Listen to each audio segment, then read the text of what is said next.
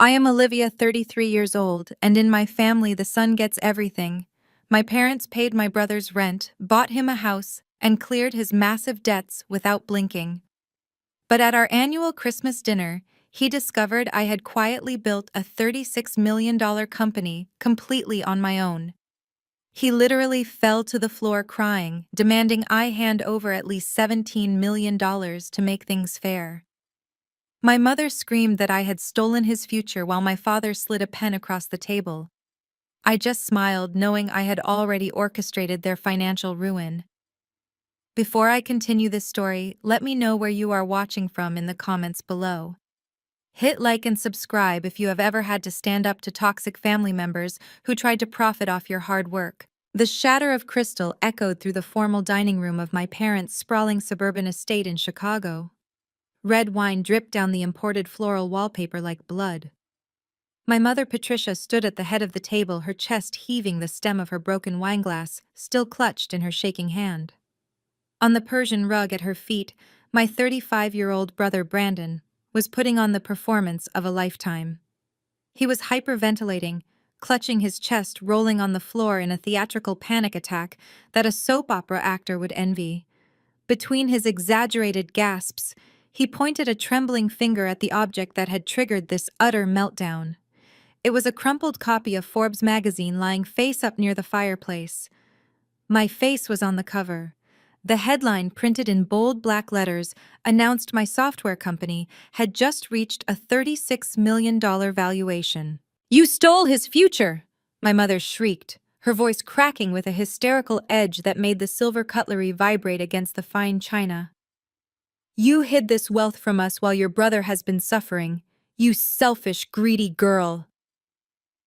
I sat perfectly still in my chair, my hands folded neatly in my lap. I did not flinch. I did not apologize. I just looked at the three of them, letting the sheer absurdity of the moment wash over me. Across the table, Brandon's wife Jasmine, a sharp and successful African-American real estate broker, sat completely frozen. Her eyes darted between her sobbing husband and me. She remained silent, but the tight set of her jaw told me she was processing this chaotic scene just as analytically as I was. My father, Richard, slammed his heavy fist on the solid oak table. "Stop looking so smug, Olivia," he growled, his face flushed a deep purple. "Your brother is drowning in debt. His crypto investments failed. His business went under. And you sit there with $36 million. You are going to fix this tonight."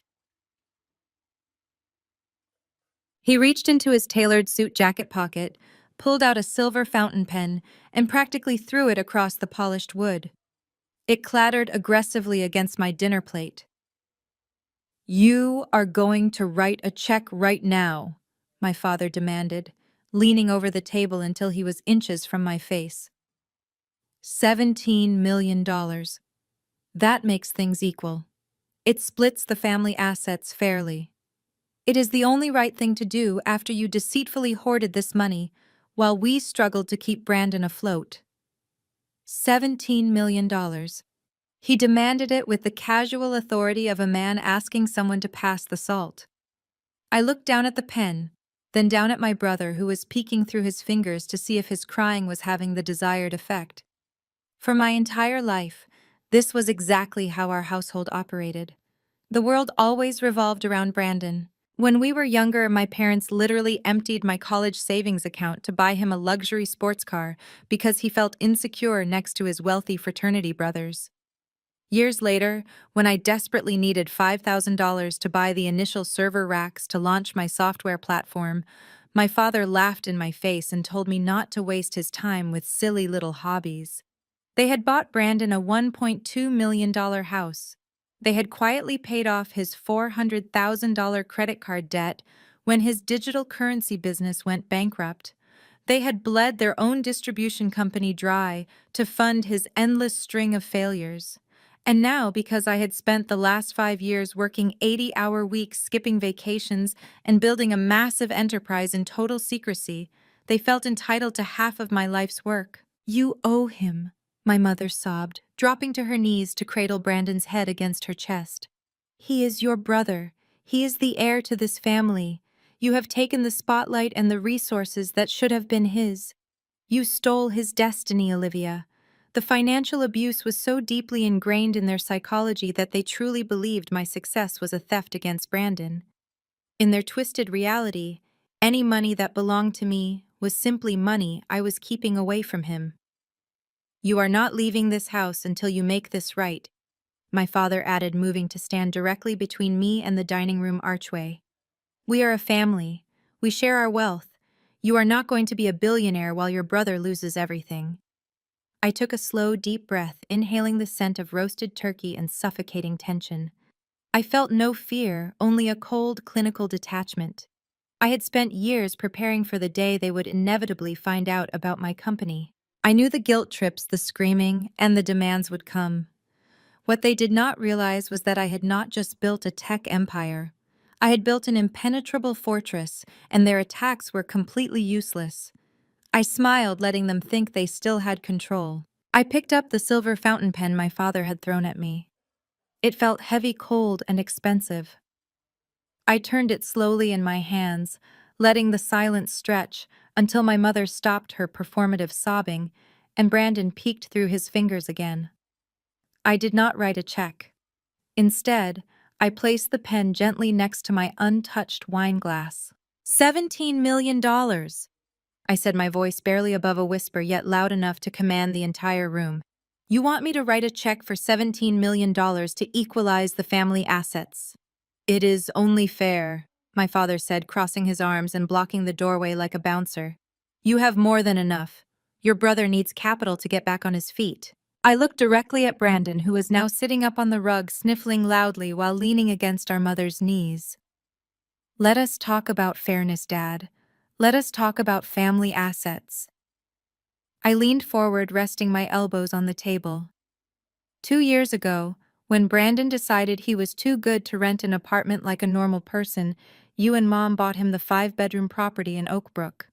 The exact purchase price was $1,200,000, paid in cash. That was an investment in his future, my mother snapped, her face turning red. A man needs a proper home to build a family. An investment? I repeated smoothly. Interesting. How about last year Brandon launched that ridiculous crypto exchange that went bankrupt in 3 months? He racked up $400,000 in credit card debt funding, lavish trips to Dubai and Miami to court fake investors.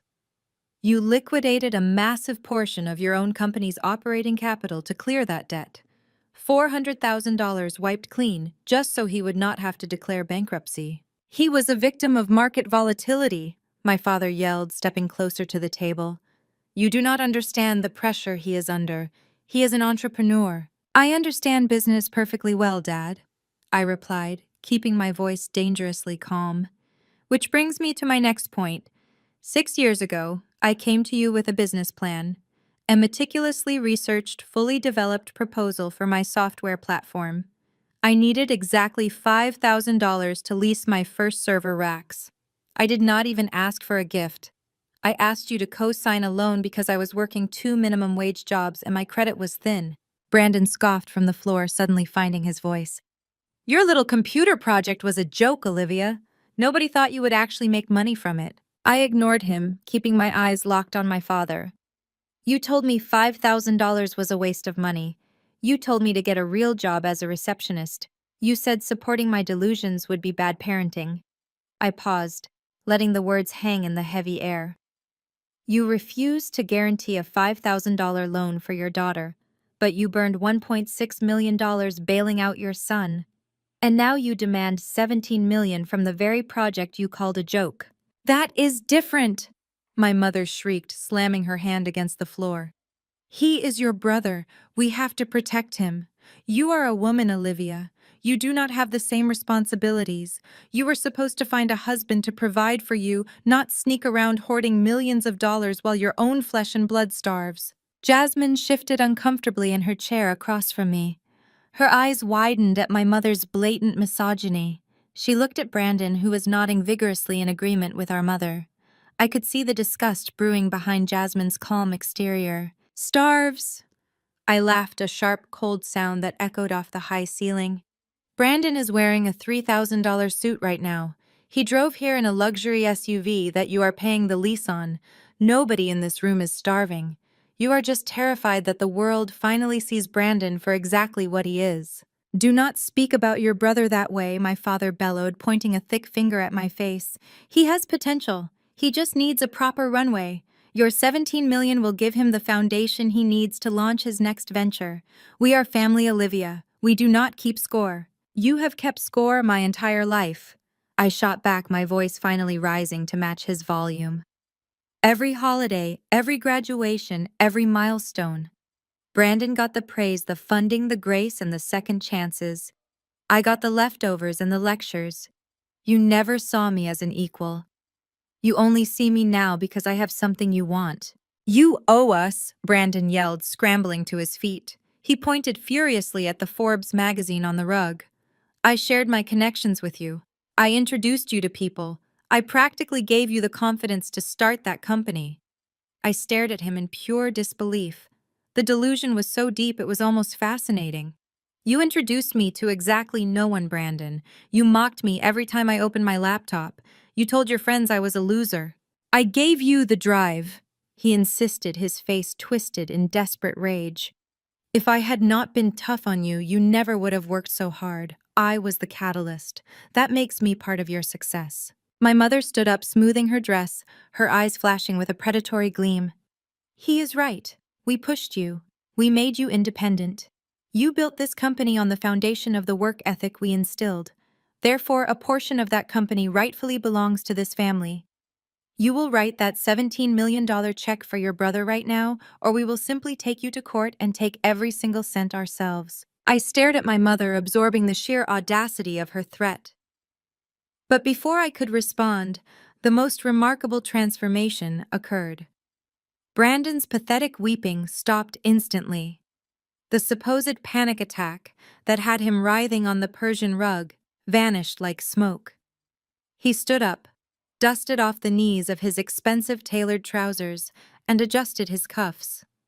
His face morphed from a mask of victimhood into a chillingly smug grin. He reached into the inner pocket of his jacket and pulled out a thick, stapled stack of legal paper. He walked over to my side of the table and slapped the document down right on top of my plate. The thud rattled the fine silverware. We do not need to go to court if you just sign this, Brandon said, his voice completely steady now, devoid of any tears. My lawyer drafted it yesterday as soon as the Forbes article dropped. It is an equity transfer agreement. I glanced down at the bold heading on the first page. It was a formal, legally binding demand for exactly 40% ownership of my proprietary software platform. 40%. I read aloud, my tone flat. You want 40% of a company you did not even know existed until 24 hours ago. I am a co-founder, Brandon stated proudly, puffing out his chest. I provided the initial seed capital that made your entire operation possible. I looked at him, genuinely baffled for a fraction of a second.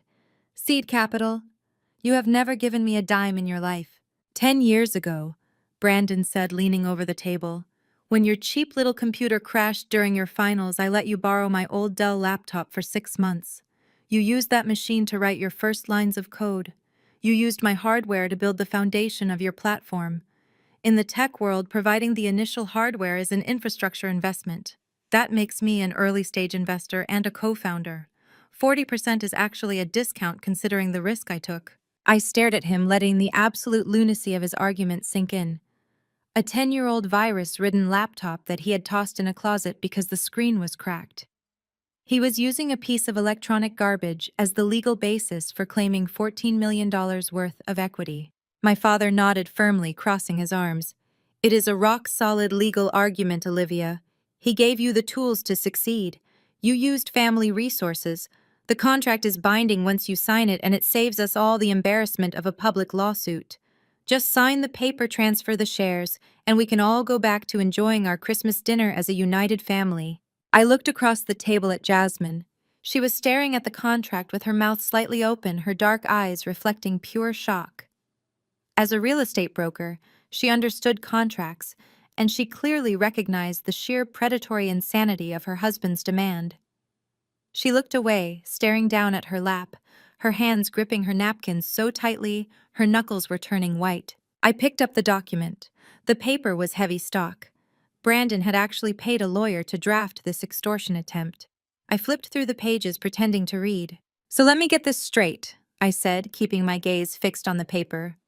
"You want me to dilute my venture capital partners, restructure my entire capitalization table, and hand over 40% voting rights to a man who just bankrupted a crypto exchange. You want to be on the board of directors of a supply chain logistics software company." "I have a great business mind," Brandon said defensively. "I just had bad luck with the market.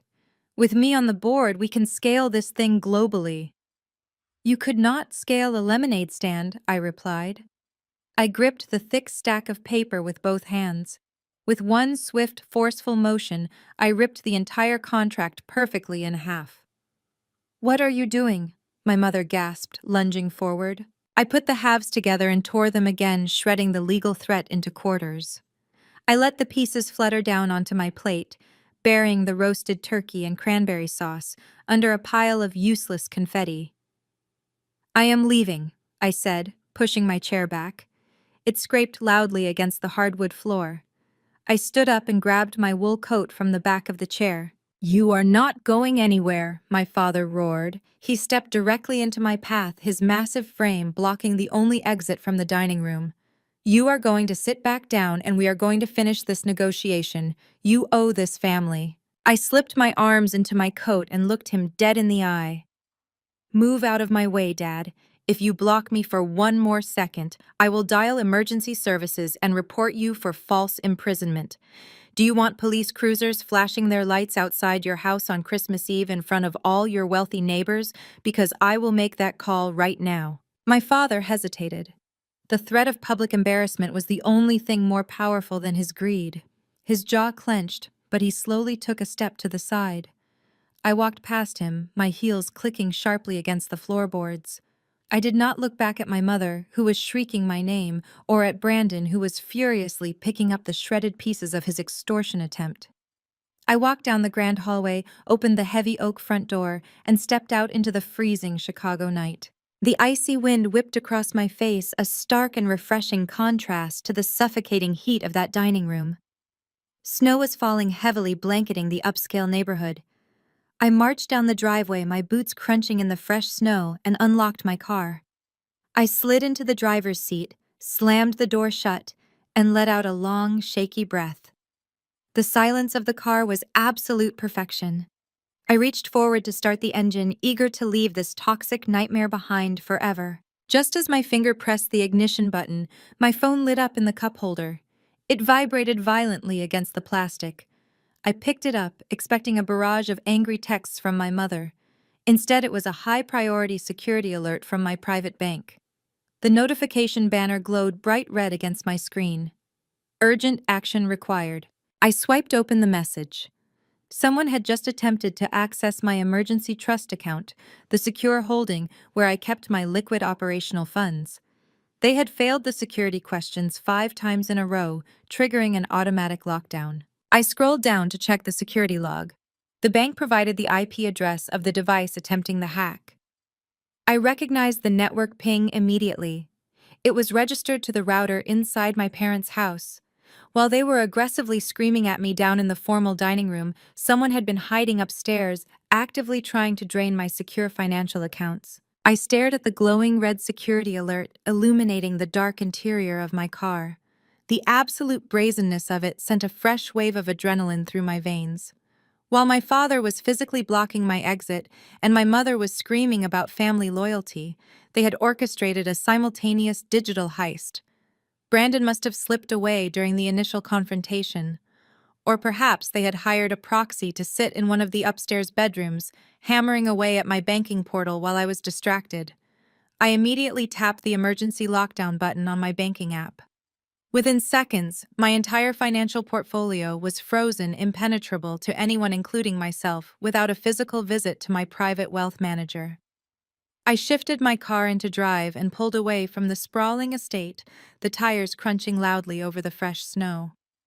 I drove back to my downtown penthouse in total silence, calculating my next moves. the physical threat was over, but the psychological warfare was just beginning.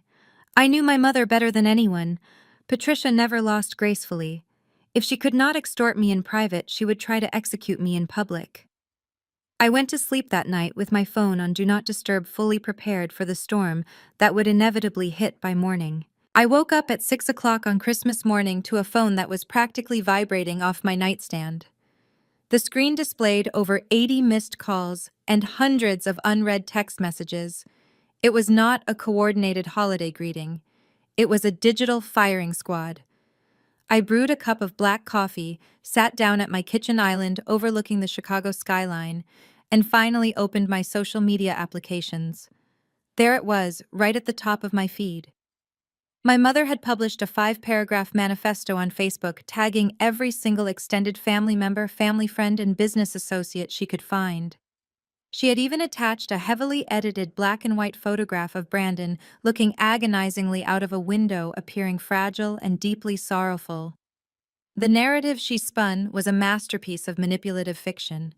According to Patricia, I had transformed into a ruthless, greedy billionaire who had abandoned her own flesh and blood.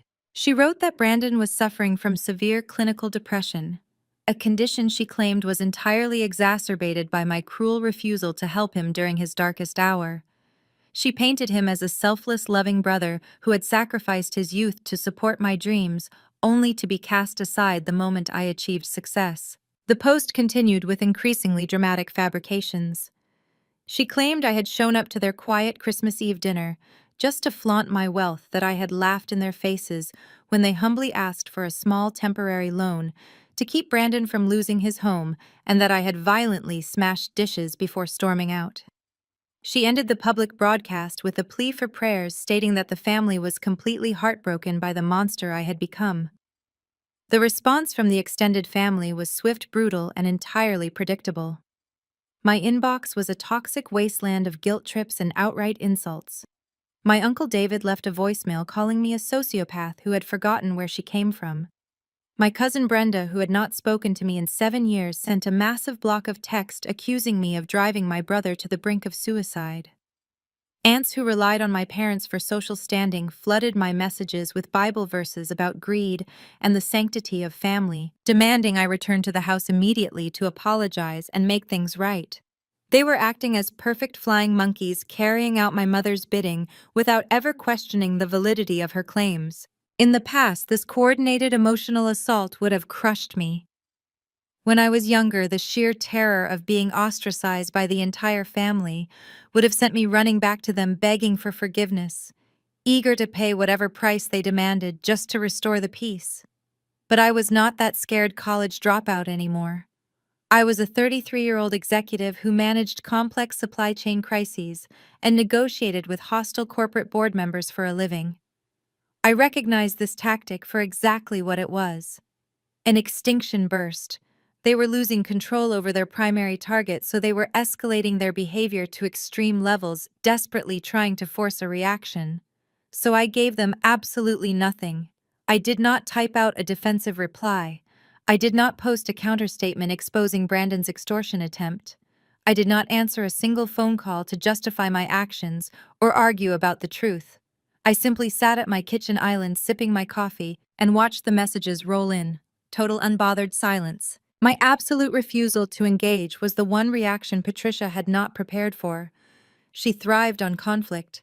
She needed me to argue back so she could twist my words and continue playing the victim. By depriving her of that ammunition, I was suffocating her narrative. By noon, her frustration began bleeding through the digital void. The public Facebook updates grew increasingly unhinged, shifting from sorrowful prayers to aggressive, passive-aggressive quotes about toxic children. Then the direct messages from her started hitting my phone. First, they were angry demands that I answer my cousins.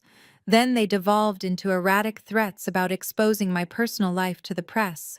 She sent texts calling me a coward for hiding behind my wealth. She demanded to know why I was ignoring the family I was supposed to love. Every unanswered message fueled her desperation. Her carefully crafted facade of the heartbroken mother was cracking under the weight of my indifference.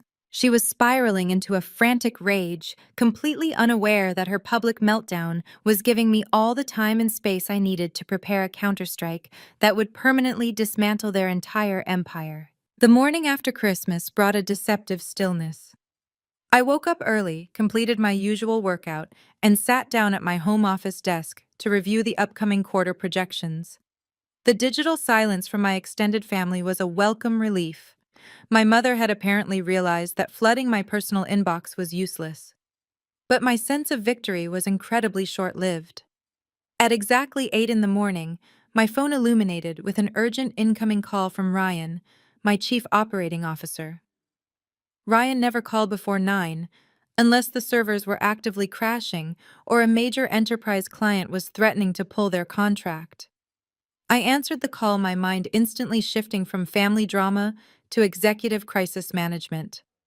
Ryan sounded unusually panicked, his breathing fast and shallow. He told me to immediately open my laptop and check our primary corporate social media channels. I pulled up LinkedIn and our official company page. A cold wave of disbelief washed over me. Over the course of the night, our impeccably maintained digital footprint had been utterly decimated. Hundreds of new reviews had flooded our profiles, all rating our software platform with a single star. The comments attached to these reviews were vicious, fabricated, and highly coordinated. They accused my company of stealing data, mistreating employees, and engaging in fraudulent billing practices. Dozens of fresh posts on LinkedIn tagged my personal profile, describing me as a sociopathic CEO who routinely violated labor laws and operated a toxic workplace. The accounts posting these defamatory claims had zero connections, stock profile pictures, and generic names. It was a classic heavy-handed bot farm attack. Brandon had clearly escalated his extortion campaign from emotional manipulation to active corporate sabotage. He was spending the very money my parents had likely handed him to hire cheap digital mercenaries to tank my brand reputation. "It gets worse," Ryan said through the speaker, his voice tight with anxiety. "Check your primary investor relations inbox. I just got forwarded an email from the managing partner at Vanguard Capital. They are demanding an emergency meeting at noon." Vanguard Capital was our lead investor. They were the key players holding the term sheet for our upcoming Series B funding round, a financial injection that would propel my software platform to global scaling. If Vanguard pulled out, the entire round would collapse, taking our market momentum with it. I opened my inbox and found the forwarded message. My hands clenched into tight fists as I read the subject line: Notice of pending litigation and intellectual property dispute. Brandon had not just sent an email. He had paid a desperate low-tier attorney to draft a highly inflammatory legal notice, claiming that my entire software architecture was built on stolen hardware and proprietary concepts that belonged to him. The document demanded an immediate freeze on all corporate transactions until his 40% equity claim could be validated in court. The legal basis was entirely non-existent, relying on the same ridiculous delusion about the old laptop he had screamed about at Christmas dinner. But the actual merit of the claim did not matter. What mattered was the delivery method. Brandon had deliberately copied the entire executive board of Vanguard Capital alongside 3 other major venture capital firms involved in our Series B negotiations. He had dropped a massive radioactive bomb directly onto the negotiating table. Venture capitalists hate uncertainty. They despise family drama, and they run away from intellectual property disputes faster than anything else in the financial sector. Brandon knew exactly what he was doing. He was not trying to win a lawsuit. He was executing a calculated threat. He was showing me that if I did not pay his $17 million ransom, he would gladly burn my entire $36 million empire to the ground. He was holding my funding round hostage, betting that I would quietly pay him off just to make the legal headache disappear before the investors got spooked and withdrew their capital. It was a classic blackmail maneuver, dressed up in cheap legal jargon and delivered with maximum collateral damage. I could feel the anger burning in my chest, a hot and dangerous contrast to the cold calculation I usually maintained.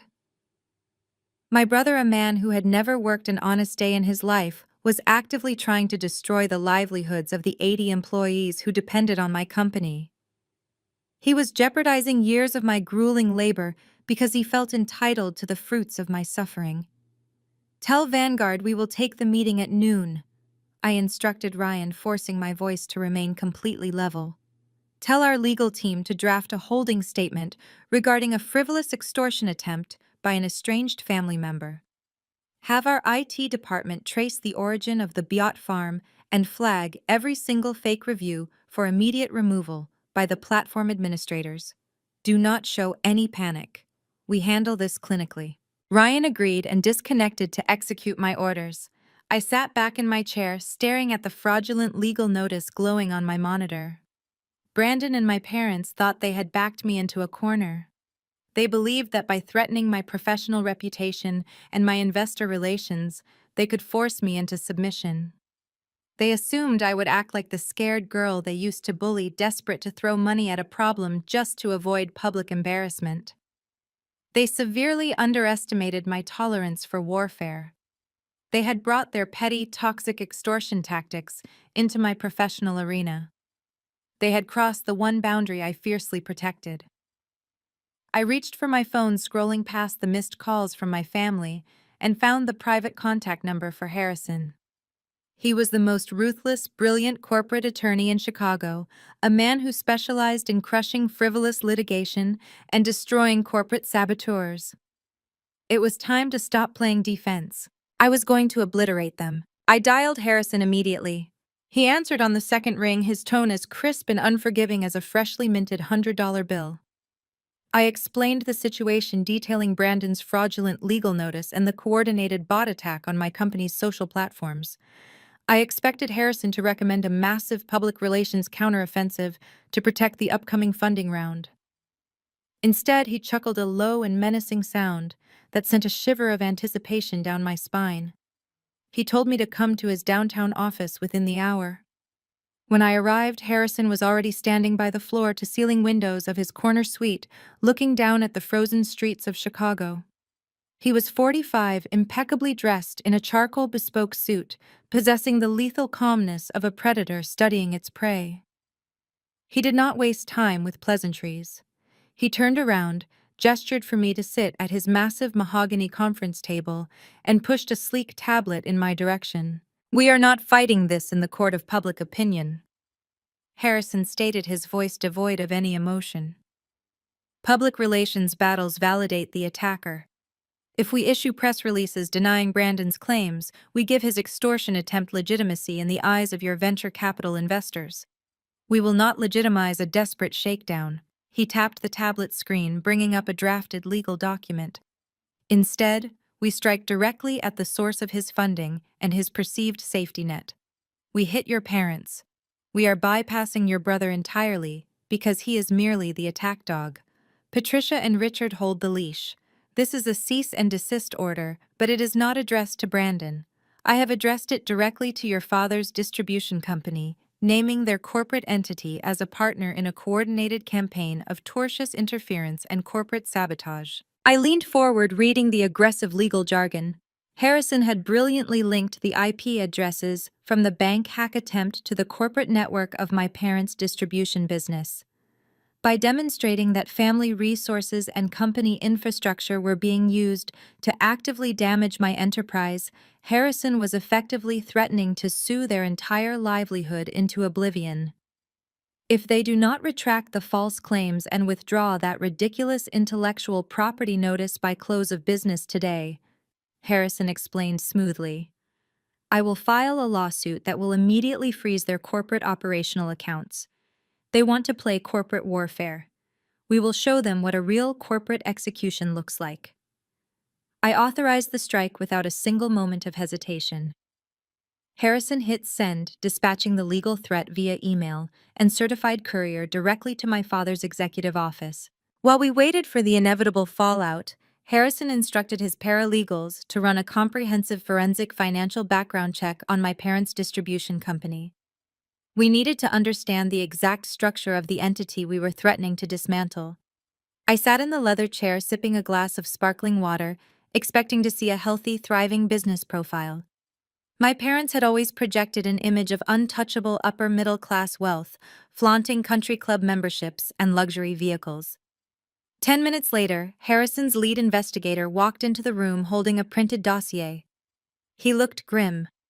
He handed the file to Harrison, who scanned the first page. Harrison's eyebrows rose in genuine surprise, a rare occurrence for a man who made a living destroying corporate criminals. He slid the open folder across the polished wood table toward me. "Your parents are not just wealthy bullies trying to spoil their favorite son," Harrison said, his tone shifting from predatory to analytical. "They are completely and utterly broke." I stared at the financial disclosures in absolute shock. The distribution company was drowning under a mountain of toxic hidden debt. They had leveraged every single asset they owned. The commercial warehouse they operated out of had 3 separate mortgages piled onto it. Their inventory suppliers had placed liens against their future revenues due to months of unpaid invoices. The company was hemorrhaging cash at an alarming rate, barely surviving on high-interest short-term corporate loans that were rapidly approaching maturity. The luxurious lifestyle my parents paraded around Chicago was nothing but a fragile house of cards built on predatory lending and sheer denial. The horrific truth clicked into place, hitting me with the force of a freight train. The Christmas dinner ambush had never been about simply funding Brandon's next ridiculous business venture. It was an act of absolute desperation. They did not just want my $17 million to coddle their golden child. They actively needed my money to avoid imminent catastrophic bankruptcy. If they did not secure a massive influx of cash within the next few weeks, the commercial lenders would foreclose on their distribution company. They would lose their business, their sprawling estate, their luxury cars, and the elite social standing my mother valued above her own life. I was not just a piggy bank for Brandon. I was their only remaining lifeline to avoid complete financial annihilation. I drove my luxury car back to my corporate headquarters, completely ignoring the frantic calls from investors. My brilliant legal team was already handling the widespread public panic flawlessly. I walked directly into my private corner office and sat down at my heavy mahogany desk. I was no longer playing a weak game of defense against them. Just as I unlocked my computer monitor, a very sharp, loud knock echoed from my office door. "Come right in," I commanded loudly. The heavy door clicked open. I fully expected to see my loyal assistant. Instead, a very familiar figure stepped inside, quickly closing the solid oak door behind her. It was actually Jasmine. Brandon's 31-year-old African-American wife stood there looking totally out of her element. The normally sharp, highly successful real estate agent looked absolutely terrified. Clutched tightly against her chest, as if her entire life depended on it, was a very thick manila envelope. I stood up slowly, my eyes locked on the thick manila envelope pressed against her chest. Jasmine was always the picture of perfection. In her world of high-end real estate, appearance was everything. I was used to seeing her in tailored designer suits, her hair flawlessly styled, projecting an aura of absolute control and confidence. But the woman standing in my office right now looked like she was about to collapse. Her hands were shaking visibly. Her eyes were red and swollen, stripped of their usual sharp calculation. "Jasmine," I said, keeping my voice low and steady. "Come in, sit down." She moved stiffly across the room, her designer heels sinking into the plush carpet, and collapsed into one of the leather guest chairs opposite my desk. She did not say a word at first. She just sat there staring blankly at the polished mahogany surface, taking ragged, uneven breaths. I walked over to the heavy oak door and locked it, ensuring we would not be interrupted.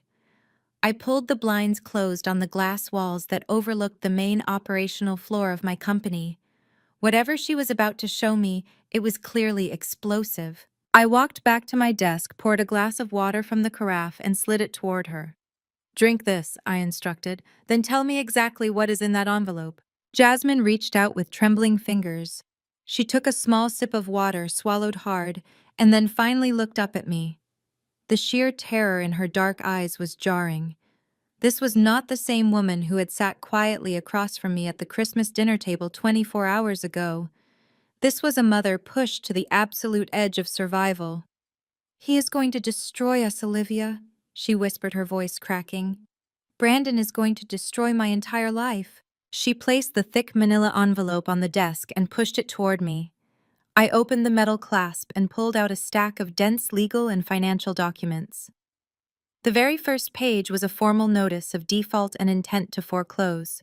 It was addressed to Brandon and Jasmine, referencing the $1.2 million property in Oakbrook that my parents had supposedly bought for them in cash. "Foreclosure?" I asked, my brow furrowing in confusion. "Mom and Dad bought that house outright. There is no primary mortgage." "Look at the second document," Jasmine replied, her voice turning bitter and hollow. "There is no primary mortgage. But there is a massive second mortgage, a home equity line of credit that was taken out 18 months ago for $800,000. I sifted through the papers and found the loan agreement. It was a predatory, high-interest commercial loan, the kind desperate people take when traditional banks slam the door in their faces. I flipped to the signature page. There, plain as day, were two signatures. Brandon's sloppy scrawl, and right beneath it, a smooth cursive signature spelling out Jasmine's full legal name. "I never signed that document," Jasmine stated, her tone shifting from despair to rising fury. "I am a licensed real estate broker, Olivia. I handle property contracts for a living. I would never under any circumstances leverage my primary residence with a shadow lender at a 14% interest rate. He forged my signature. He forged my signature in front of a corrupt notary that he probably paid off. He stole $800,000 of equity right out from under me and my children." I stared at the forged signature. It was a felony. Brandon had committed blatant wire fraud and forgery to secure a massive loan against a house he did not even buy. My mind raced, calculating the sheer scale of his deception. "Where did the money go?" I asked, looking up from the documents. "Mom and Dad cleared his $400,000 credit card debt last year. If he pulled another $800,000 out of your house, where is the cash? That is over $1 million vanished into thin air." Jasmine let out a harsh, humorless laugh. "He burned it, every single cent of it. Brandon did not just have a bad run with his crypto exchange. He is a degenerate gambling addict. When the crypto market crashed, he started chasing his losses through illegal offshore betting syndicates. He was desperately buying into worthless digital assets, dropping hundreds of thousands of dollars on non-existent digital real estate and useless artwork, hoping for a miracle flip to cover his tracks." She pulled a smaller stack of papers from her designer handbag and tossed them onto the desk. They were printed screenshots of digital wallets and transaction ledgers. "He leveraged our family home to gamble on the internet," Jasmine continued, tears finally spilling over her eyelashes and cutting tracks through her makeup. "And he lost everything. The offshore syndicates started demanding payment. The lenders started sending collection notices to a post office box he rented secretly, so I would never see the mail. The only reason I found out is because a process server showed up at my real estate brokerage yesterday morning, right before Christmas Eve dinner, to hand me the final foreclosure warning." I looked at the dates on the foreclosure notice. The timeline was brutally tight. "How long do you have?" I asked softly. 2 weeks, Jasmine sobbed, burying her face in her hands. "The lender is executing the default clause on the 10th of January. If that loan is not brought current, they are seizing the house. My children and I will be thrown out onto the street in the middle of a Chicago winter. Everything I have worked for, my career, my license, my professional reputation, it will all be destroyed because my husband committed a massive financial felony." I took a deep breath, letting the silence stretch. "We will stop him," I promised, staring into her terrified, desperate eyes. Jasmine let out a ragged breath, the tension in her shoulders breaking slightly at my words. She reached across the polished mahogany of my desk and gripped my hands. Her skin was ice cold. I expected her to express relief, to sink into the chair and let the tears flow freely. Instead, her dark eyes hardened, the desperation morphing into a sharp, crystalline fury. She pulled her hands back and sat up perfectly straight, channeling the formidable real estate broker I knew she was. "There is more, Olivia," Jasmine said, her voice dropping to a low, steady cadence. The forged signature and the impending foreclosure are not the worst parts of this nightmare. The worst part is that your parents knew. Richard and Patricia have known about the forgery for an entire month. I froze my hands resting flat on the desk. The air in my office suddenly felt thin. They knew Brandon committed a felony against his own wife and they did nothing. They did not just do nothing, Jasmine corrected, her tone laced with absolute venom. They actively conspired to cover it up. They orchestrated that entire chaotic scene at Christmas dinner, specifically to save him from federal prison. Your brother is not just a failed businessman facing bankruptcy. He is facing up to 30 years in a federal penitentiary for wire fraud, identity theft, and bank fraud. If I go to the police and report the forged signature on that second mortgage, the shadow lenders will immediately turn the documents over to the authorities. Brandon will be arrested. I leaned back in my chair, piecing the horrifying puzzle together. The hysterical screaming, the shattered wine glass, the demand for exactly $17 million. It all made perfect, sickening sense now. They needed my money to pay off the illegal loan before the default date. I said the words tasting like ash in my mouth. They needed the cash to quietly wipe out the offshore gambling debts and satisfy the shadow lenders so you would never find out about the second mortgage. They were trying to extort me to fund a criminal cover-up.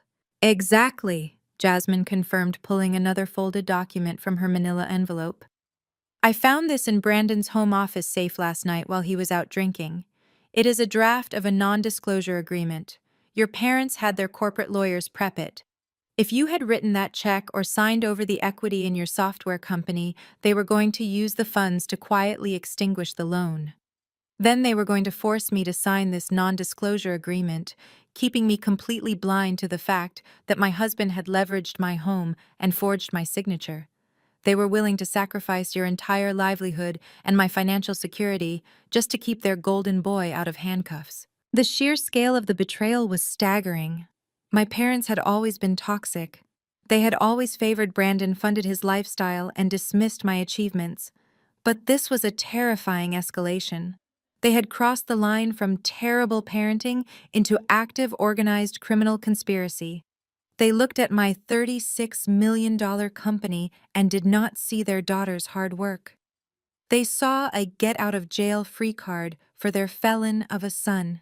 I am so incredibly disgusted, Jasmine said, her voice shaking with raw revulsion. I married into this family believing in the image your parents projected. The country club dinners, the charity galas, the perfect suburban facade. It is all a rotting, toxic lie. I look at Brandon now, and I do not see a husband or a father. I see a parasite who was willing to leave his own children homeless to cover his gambling addiction. And I look at your parents and see enablers who would gladly throw us both to the wolves to protect him. Jasmine stood up and began pacing the length of my office. Her energy was electric, fueled by a mother's instinct to protect her young. I want a divorce, Olivia, Jasmine declared, turning to face me. I want full custody of my children. I want to completely sever myself from the radioactive wasteland that is your family. I refuse to let my kids grow up watching their father lie, cheat, and steal while their grandparents applaud him for it. I am taking my children, my real estate career, and my sanity, and I am walking away. If you file for divorce right now, I warned her calmly, and you report the forgery, the bank will still seize the house.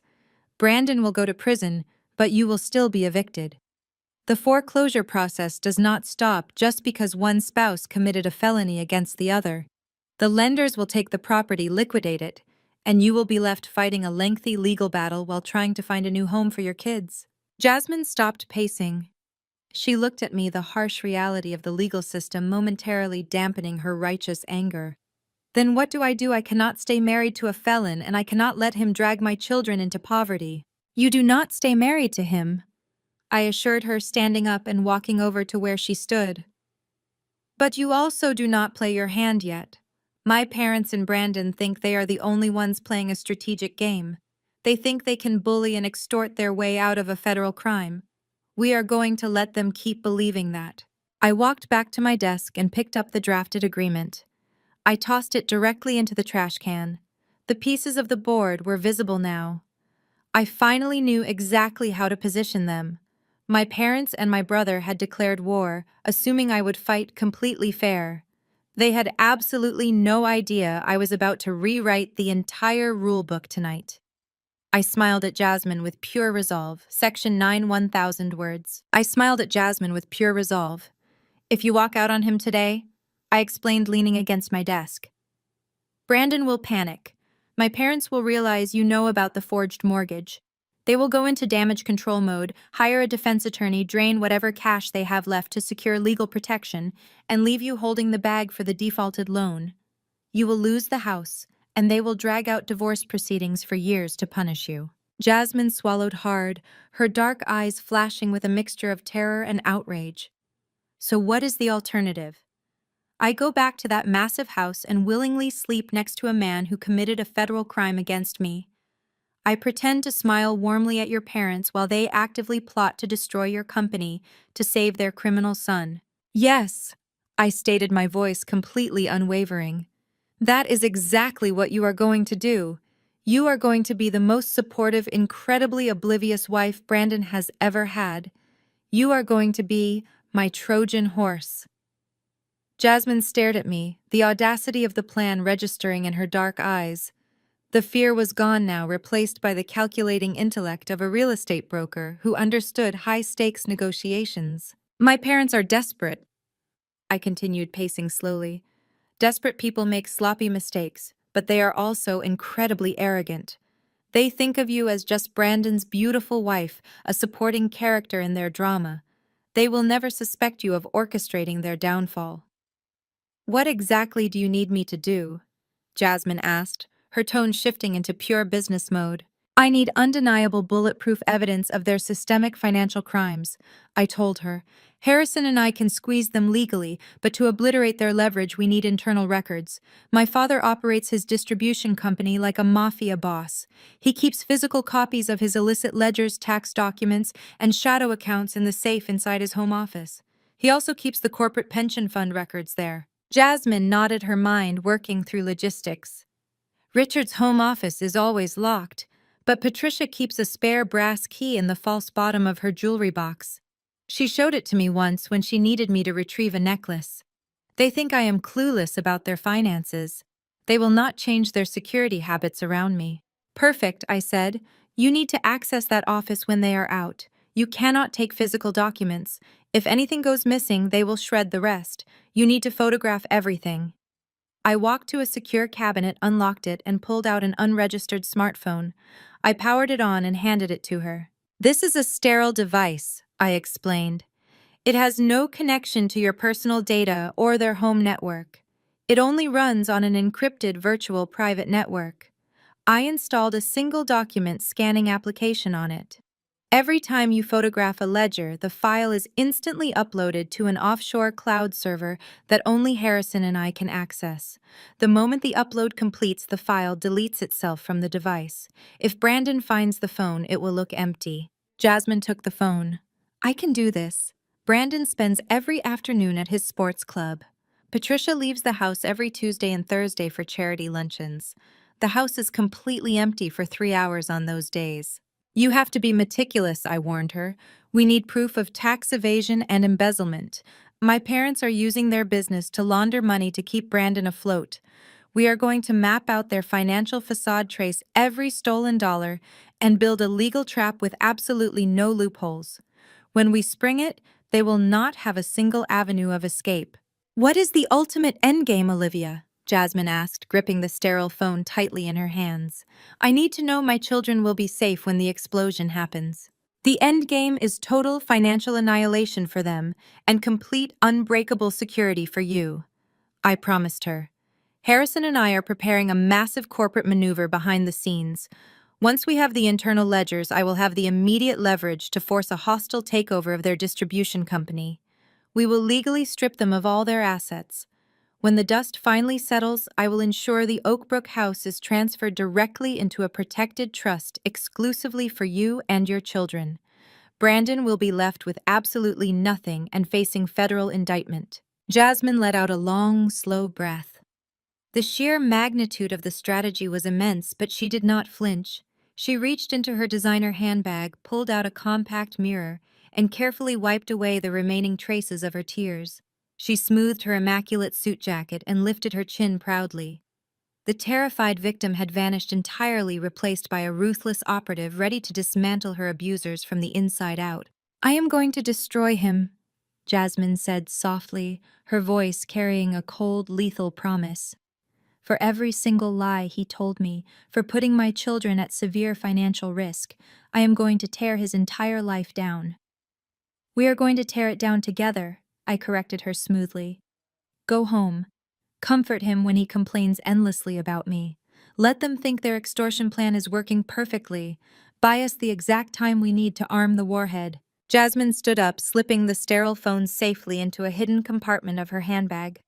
She walked toward the heavy oak door of my office, pausing just before turning the brass handle.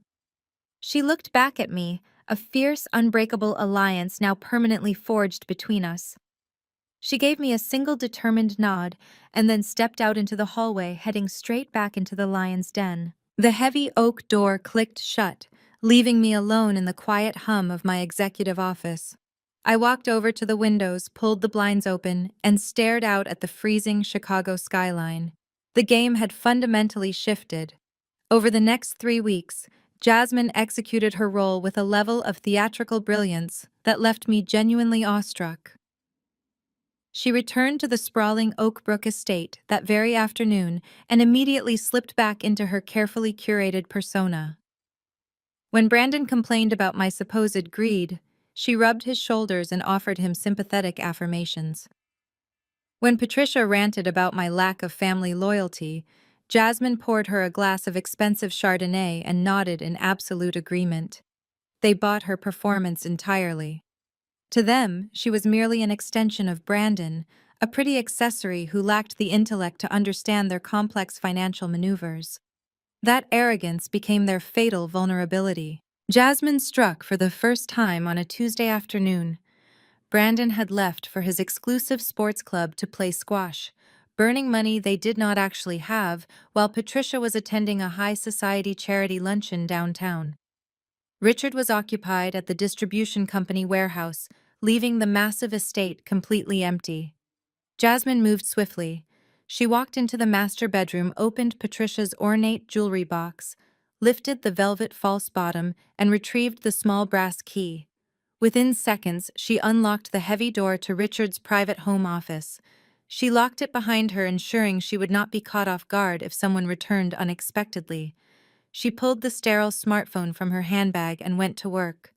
Richard kept his most sensitive financial ledgers in a fireproof safe, but he carelessly left the current quarter's operational documents stacked on his mahogany desk. Jasmine used the custom scanning application exactly as I had instructed. She photographed tax returns, bank statements, and internal corporate memos. Each time she snapped a photo, the encrypted file instantly vanished from the device, uploading directly to the secure offshore server Harrison and I monitored. Sitting in my penthouse late at night, I reviewed the incoming data streams alongside Harrison. The first few uploads confirmed what we already suspected regarding massive corporate debt and blatant tax evasion. My father was expensing Brandon's luxury vehicles, designer suits, and lavish vacations as fraudulent operational costs. He was actively writing off his son's gambling addiction as business development. But by the second week of Jasmine's covert operation, the documents shifted from simple tax fraud to something infinitely more sinister. Jasmine had finally cracked the combination to the fireproof safe by observing the wear pattern on the keypad. The files she extracted from that safe made my blood run absolutely cold. I sat in Harrison's office, staring at the projected images on his conference screen, feeling a wave of pure disgust. My parents were not just defrauding the federal government, they were systematically embezzling money directly from the retirement accounts of their own employees.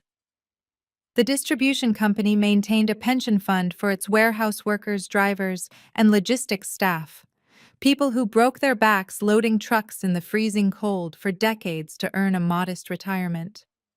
Richard and Patricia had set up a complex series of shell companies to siphon cash out of that exact pension fund. They were actively draining the life savings of their loyal workforce to quietly pay off Brandon's offshore gambling syndicates and his forged second mortgage. It was a staggering level of depravity. They were willing to destroy the financial security of 80 innocent working-class families just to protect their golden child from facing the consequences of his own felonies. This is a federal crime, Harrison said, his voice dropping to a harsh whisper as he reviewed the ledger transfers. This violates the Employee Retirement Income Security Act. If the Department of Labor sees these documents, your father will face decades in a federal penitentiary. Your mother will join him. This is not just a civil lawsuit anymore, Olivia. This is an absolute criminal enterprise. I felt a dark, lethal satisfaction settling in my chest. We had them. Jasmine had delivered the ultimate weapon. We had meticulously gathered an arsenal of undeniable bulletproof evidence that could instantly obliterate my family's entire existence. I instructed Harrison to begin preparing the hostile takeover documents.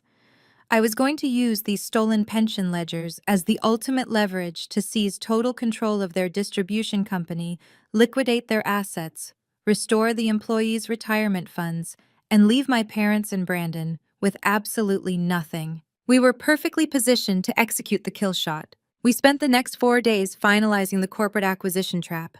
Everything was ready, but just as I was preparing to signal Jasmine to pack her bags and pull her children out of the Oak Brook house, the war took a sudden, violent turn. I was sitting at my desk reviewing the final draft of the takeover demand when Harrison burst through my office door. He did not knock. His usual composed, predatory demeanor was entirely gone, replaced by a look of sheer urgency. He slammed a massive stack of legal filings onto my desk. "Your father just struck first," Harrison announced, his voice tight with alarm. "Richard officially filed a massive lawsuit against you in federal court this morning. He is claiming that the core code of your software platform is the intellectual property of his distribution company. He claims you developed it using his corporate resources and his funding." I stared at the thick legal binder in disbelief. "And worse," Harrison continued, leaning over the desk. "He just requested an immediate emergency injunction to freeze every single one of your corporate and personal assets. If the federal judge actually signs that specific legal order today, your entire company will be completely paralyzed. We will not be able to process payroll, access the secure banking servers, or finalize the upcoming venture capital funding round. We are completely out of time right now." "We are not out of time," I replied, my voice slicing through Harrison's rare moment of panic. "File an immediate counter-motion. Remind the federal judge that freezing the assets of a $36 million enterprise with 80 employees based on a baseless intellectual property claim will cause irreparable economic harm. Force a hearing." Harrison nodded, his predatory composure snapping back into place. Within 2 hours, his legal team flooded the federal docket with emergency counterfilings. The federal judge, annoyed by the sudden eruption of high-stakes corporate warfare on his desk, refused to sign my father's asset freeze. Instead, the judge issued a strict mandate. He ordered all parties into a mandatory binding mediation session to resolve the intellectual property dispute before he would allow the lawsuit to proceed to open court.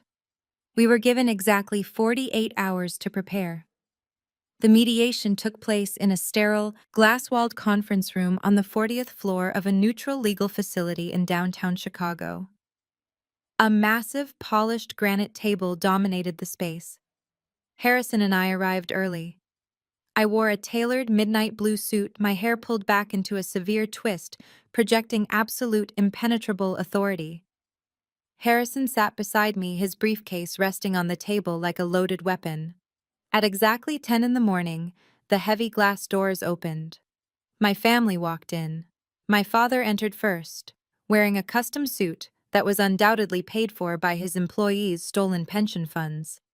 My mother followed, dressed in modest, understated beige, clutching a tissue. Brandon walked in last, exuding a repulsive level of arrogance.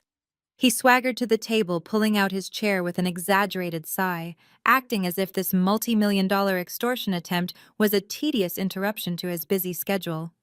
Jasmine was not with them, playing her part perfectly by staying home. The mediator was a retired federal judge named Elias, a man known for having little patience for corporate games.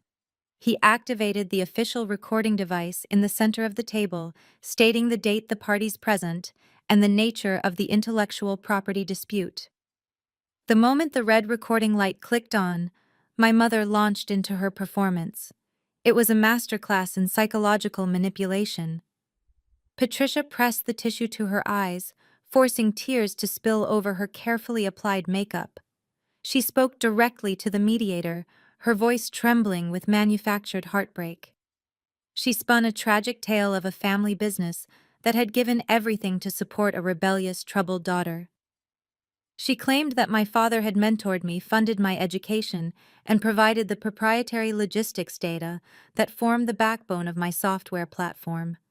She wept as she described how my sudden wealth had corrupted my morals, turning me against the very people who had loved and nurtured me.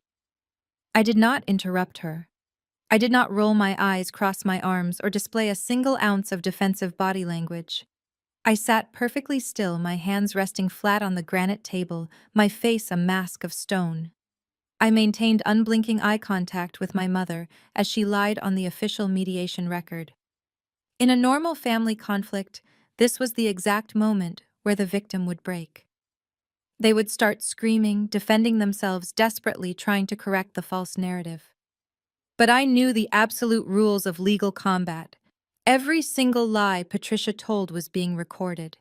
Every fraudulent claim she established on the record was another nail in her own coffin. By remaining absolutely silent, I was giving them enough rope to hang themselves. The mediator took diligent notes, his expression remaining neutral, though I could tell Patricia's tears were having an effect. He gently asked my father to elaborate on the intellectual property claims.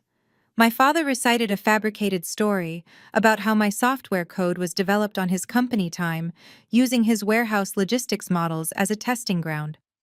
But Brandon could not stand letting our parents command the spotlight for too long.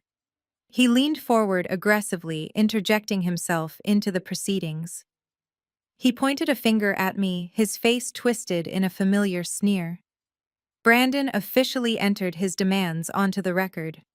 He reiterated his absurd claim about the 10-year-old laptop, stating it was the foundational seed capital of my entire enterprise. Then, emboldened by my continued silence, he decided to push his luck. He claimed that my refusal to recognize his co-founder status had caused him severe emotional distress. He stated on the official audio recording that my actions had nearly destroyed his marriage and driven him to the brink of financial ruin.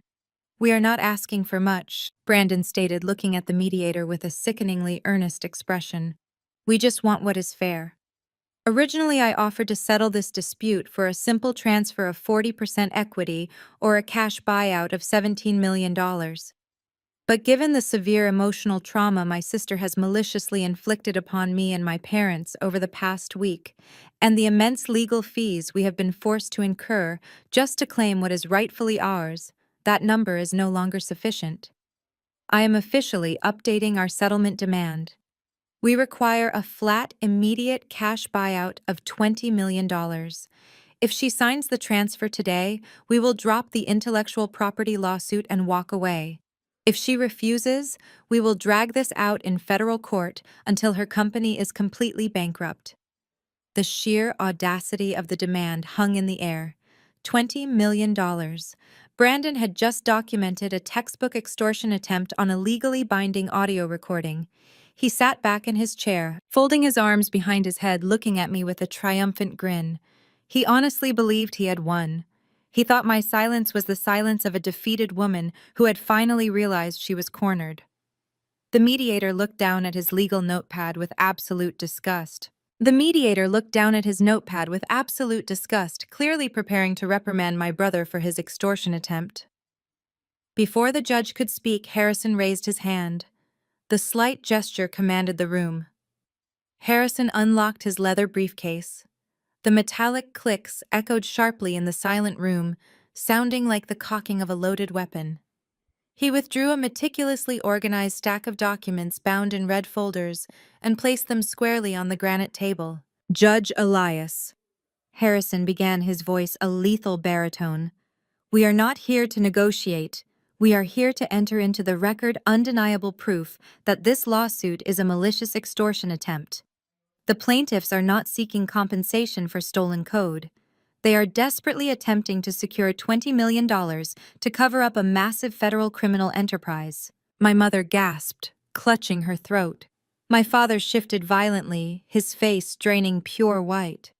Brandon stared at the folders, his smug grin melting into confusion. That is actionable defamation, my father shouted, pointing a trembling finger. You cannot make baseless accusations on an official record. I never make baseless accusations, Harrison replied coldly. He opened the first folder and slid a real estate document toward the mediator. Let us begin with Brandon. 18 months ago, Brandon secured an $800,000 second mortgage on his primary residence through a shadow lender. He lacked the consent of his wife Jasmine, the legal co-owner of the property. Instead, he committed federal wire fraud and identity theft by forging her signature on the loan documents in the presence of a compromised notary. Brandon choked on his breath. He scrambled backward, his eyes darting frantically toward the glass doors as if calculating his escape. Jasmine discovered this financial felony. Harrison continued, pinning Brandon with his gaze. She provided the original origination documents, certified signature samples, and digital logs, proving Brandon orchestrated the forgery to funnel cash into illegal offshore gambling syndicates. He lost every cent. That loan is in default. The shadow lenders execute foreclosure on January 10th. Brandon is weeks away from homelessness and facing 30 years in a federal penitentiary for bank fraud.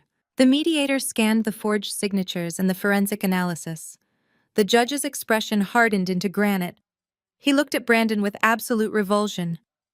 This is a desperate smear campaign, my mother shrieked, slamming her palms on the table. You are twisting family financial matters to avoid paying my son what he rightfully deserves. You will not drag his name through the mud. Harrison did not even look at her. He simply opened the second red folder. He pulled out a massive stack of internal accounting ledgers, tax returns, and corporate bank statements. He pushed the entire stack across the table. Your son's wire fraud is merely the appetizer, Harrison stated, his voice slicing through my mother's hysterics like a scalpel. When Patricia and Richard discovered their son was facing federal indictment for the forged mortgage, they did not hold him accountable. Instead, they actively conspired to bail him out. But their distribution company was already drowning in hidden corporate debt. They had no liquid capital, so they decided to steal it from the people who trusted them the most. My father stood up, his chair crashing backward against the glass wall. Do not say another word, he roared, pure panic radiating from his entire body. I demand this mediation be terminated immediately. We are leaving. Sit down, the mediator commanded, his voice cracking like a whip. The sheer authority in the retired judge's tone forced my father back into his seat, his knees trembling uncontrollably. Patricia and Richard, Harrison continued.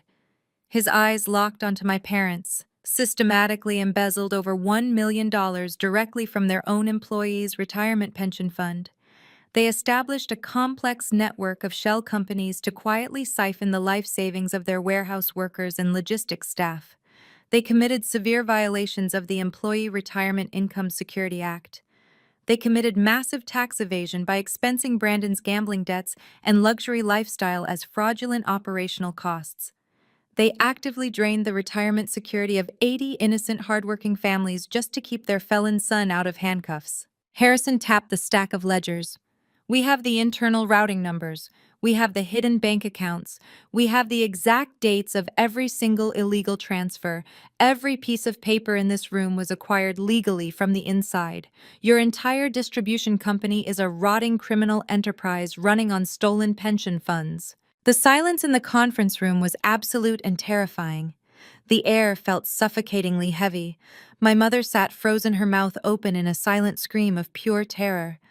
My father clutched his chest, his breathing rapid and shallow, realizing that his entire life was over. Brandon sat completely paralyzed, staring at the table as if the documents were actively burning him.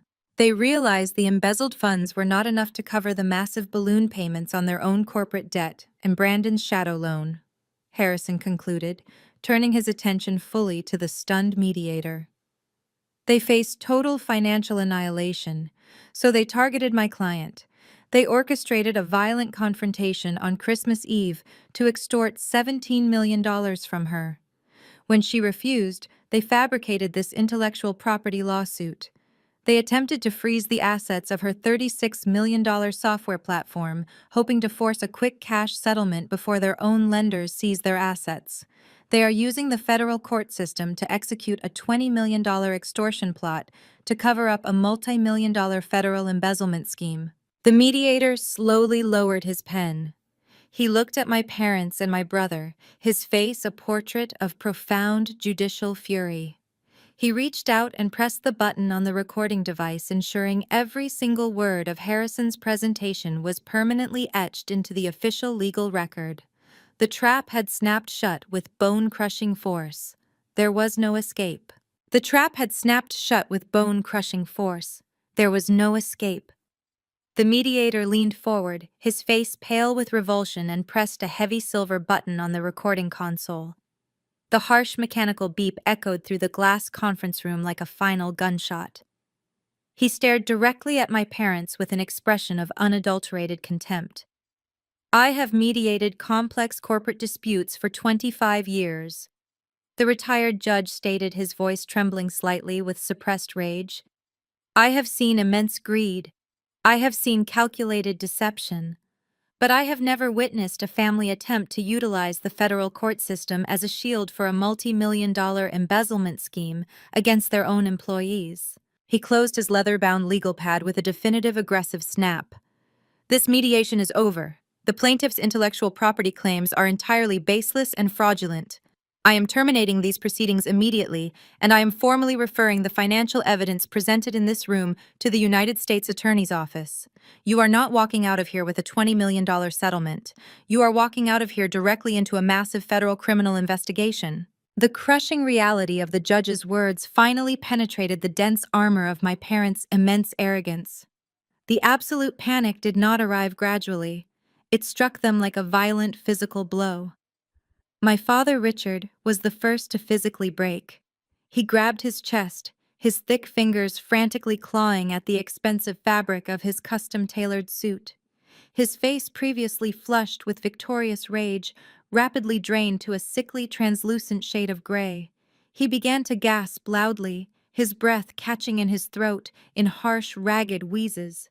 He stumbled backward, his knees completely giving out, and he collapsed heavily into his large leather chair. He clutched the sharp edge of the polished granite table, desperately trying to pull oxygen into his failing lungs, his eyes wide with the sheer, unadulterated terror of a man watching his entire life vaporize in seconds.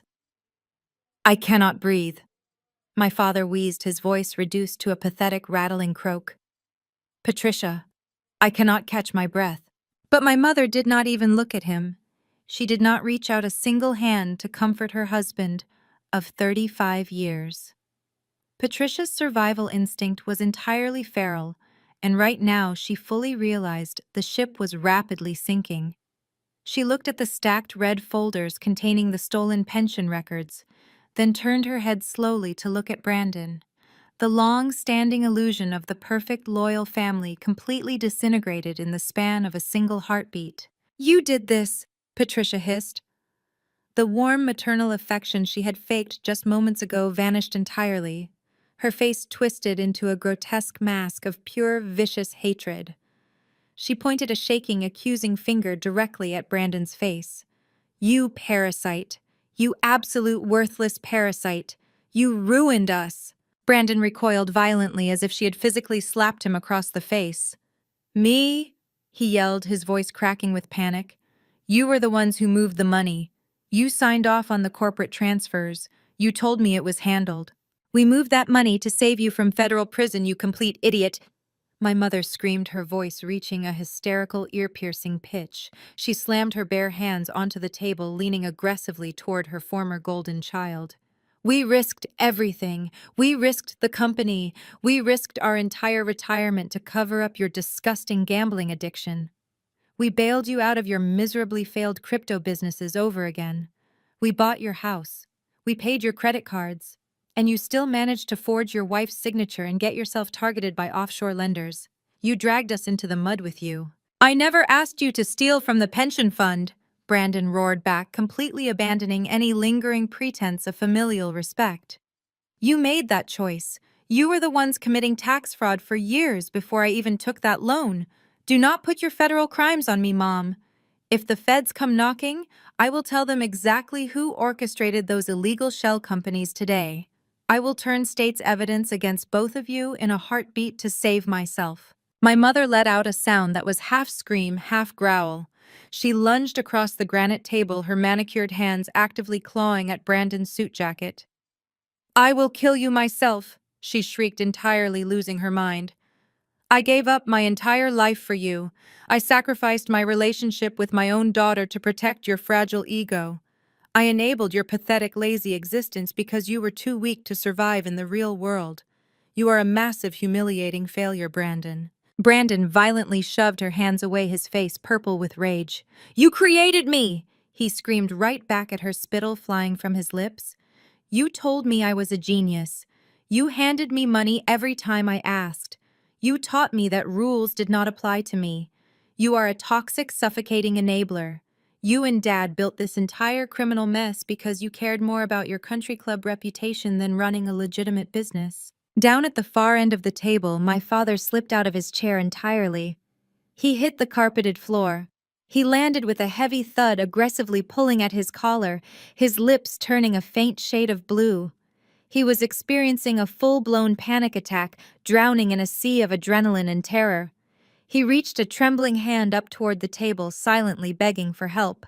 Patricia, he gasped, his eyes rolling back slightly. Please. My mother looked down at him with absolute disgust. Shut up, Richard, she snapped coldly. Your gross incompetence caused this.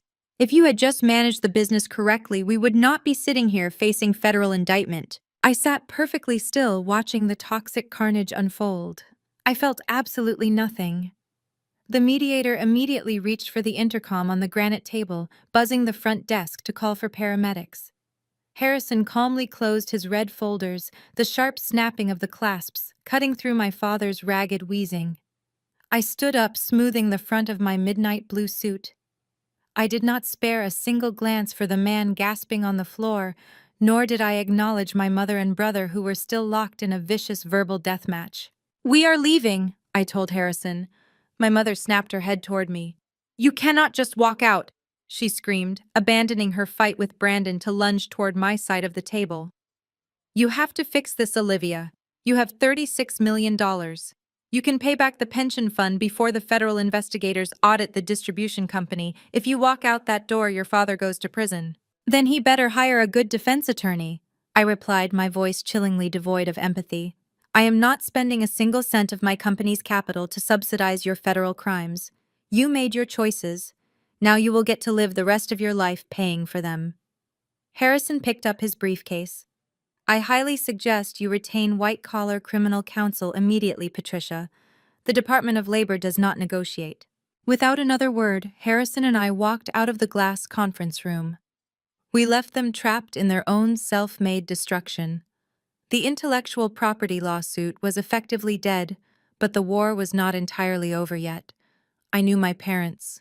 They were cornered rats, and cornered rats are exceptionally dangerous. They would not just blindly surrender to a federal indictment and financial ruin without exhausting every single predatory avenue available to them. Over the next 48 hours, my prediction proved accurate. Richard survived his panic attack, released from the hospital with a terrifying reality check. The clock was ticking. Jasmine fed me updates through encrypted messages. My parents and Brandon were in a state of frantic desperation. They knew the mediator was obligated to report the pension embezzlement. They knew the offshore lenders holding Brandon's forged second mortgage were preparing to execute the foreclosure on the Oakbrook property. They needed cash immediately to replace the stolen employee retirement funds and pay off the illegal loan before the authorities ripped their lives apart. They went to traditional banks first. They were laughed out of every single executive loan office in Chicago. Their credit was radioactive. The distribution company was drowning in toxic debt, and their assets were heavily leveraged. Patricia grew increasingly hysterical, terrified of losing her sprawling mansion and her elite country club status. She began reaching out to shadow lenders, private equity firms known for predatory interest rates and aggressive collateral demands. That is exactly when they found Apex Holdings. Apex Holdings appeared on their radar like a miraculous beacon of salvation. It presented itself as an aggressive private equity firm willing to fund high-risk corporate bailouts. The terms were absolutely brutal. Apex offered a bridge loan large enough to cover the embezzled pension funds and Brandon's $800,000 forged mortgage. However, the interest rates were astronomical and the collateral requirements were absolute. To secure the funding, Richard and Patricia had to sign over the total controlling shares of their distribution company. They also had to put up their personal mansion as collateral. Brandon had to sign away any remaining equity in the Oak Brook house.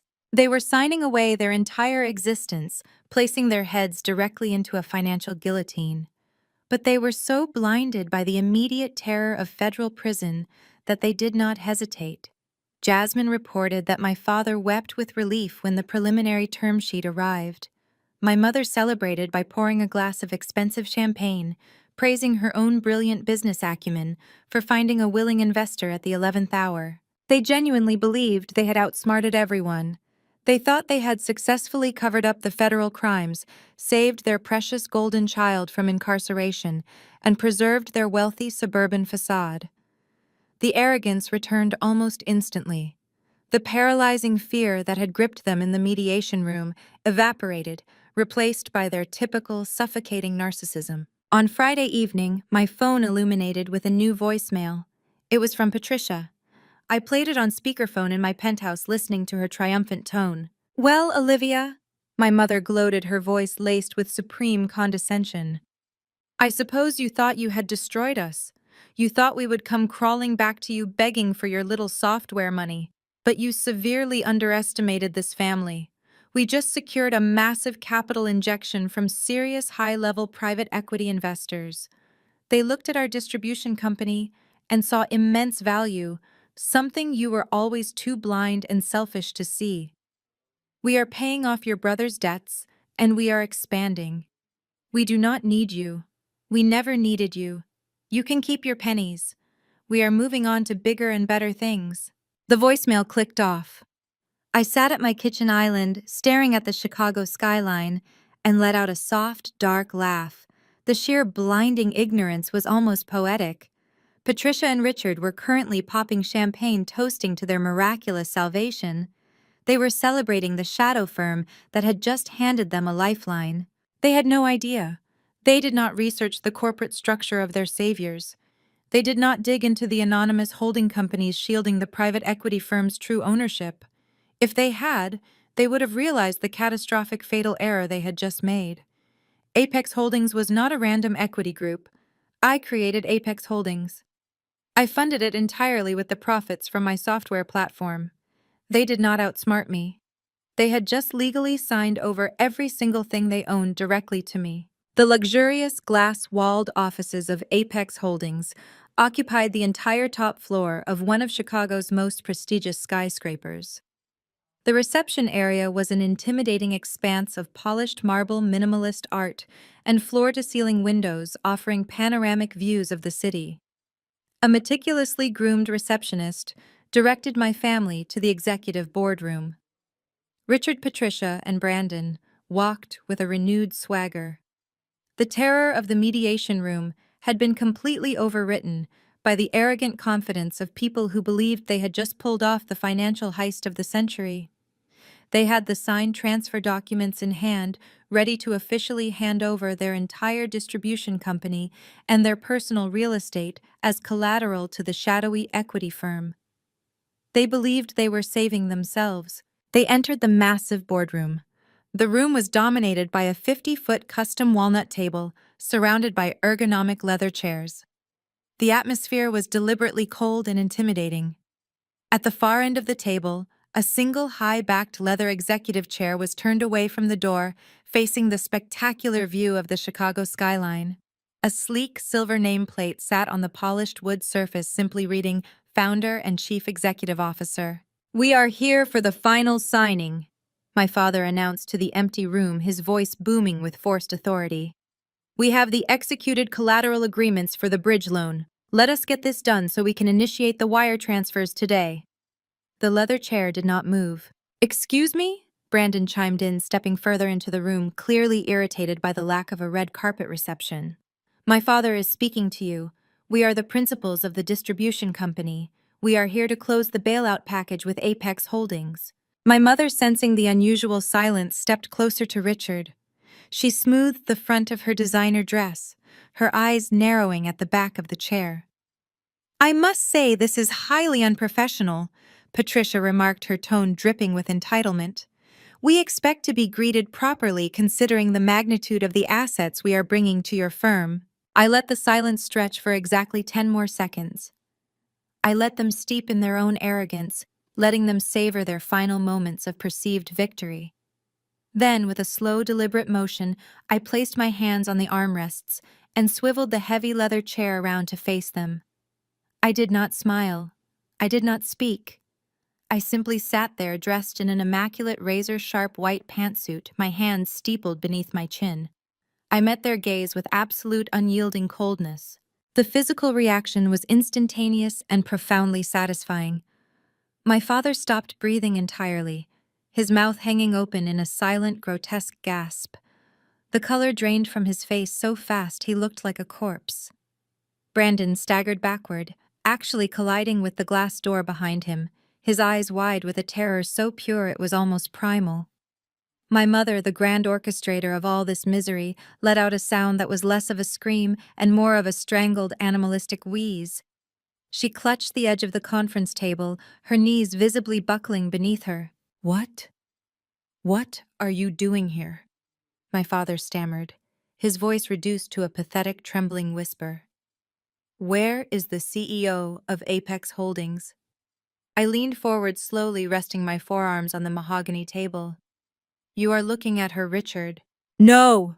Brandon yelled, shaking his head violently, his denial so desperate it bordered on delusion. "No, this is a joke. This is a setup. Apex Holdings is a private equity firm. We dealt with a team of investment bankers. We negotiated a massive bridge loan." "You negotiated with my employees, Brandon." I clarified, my voice slicing through the room like a perfectly honed blade. "I established Apex Holdings exactly 12 months ago. I seeded it entirely with the operational profits from my software platform. It is a specialized aggressive debt acquisition vehicle designed specifically to purchase distressed toxic corporate debt. Your distribution company checked every single box." My mother stumbled forward, her designer heels clicking erratically against the hardwood floor. She leaned over the table, her face twisted in a mask of absolute horror and denial. "You cannot be Apex. We signed over everything. We gave them the company shares. We gave them the Oak Brook house. We gave them this mansion." "You gave it all to me, Patricia," I stated, locking my eyes onto hers. "Every single piece of collateral you signed over to secure that bailout loan now legally belongs to Apex Holdings, which means, as the sole owner and primary shareholder of Apex, I now own your entire distribution company. I own your sprawling suburban mansion. I own Brandon's house. I hold the paper on every single asset you possess." The reality of the situation finally breached their defenses. It was not a joke. It was not a trick. It was a legally binding, meticulously executed corporate takeover. They had literally handed me the keys to their entire existence in exchange for a loan they could never possibly repay. "You cannot do this!" my father roared, slamming his fist onto the table. But the power behind his anger was entirely gone. He sounded like a terrified, broken man. "This is entrapment. It is fraud. We will sue you. We will take this to federal court."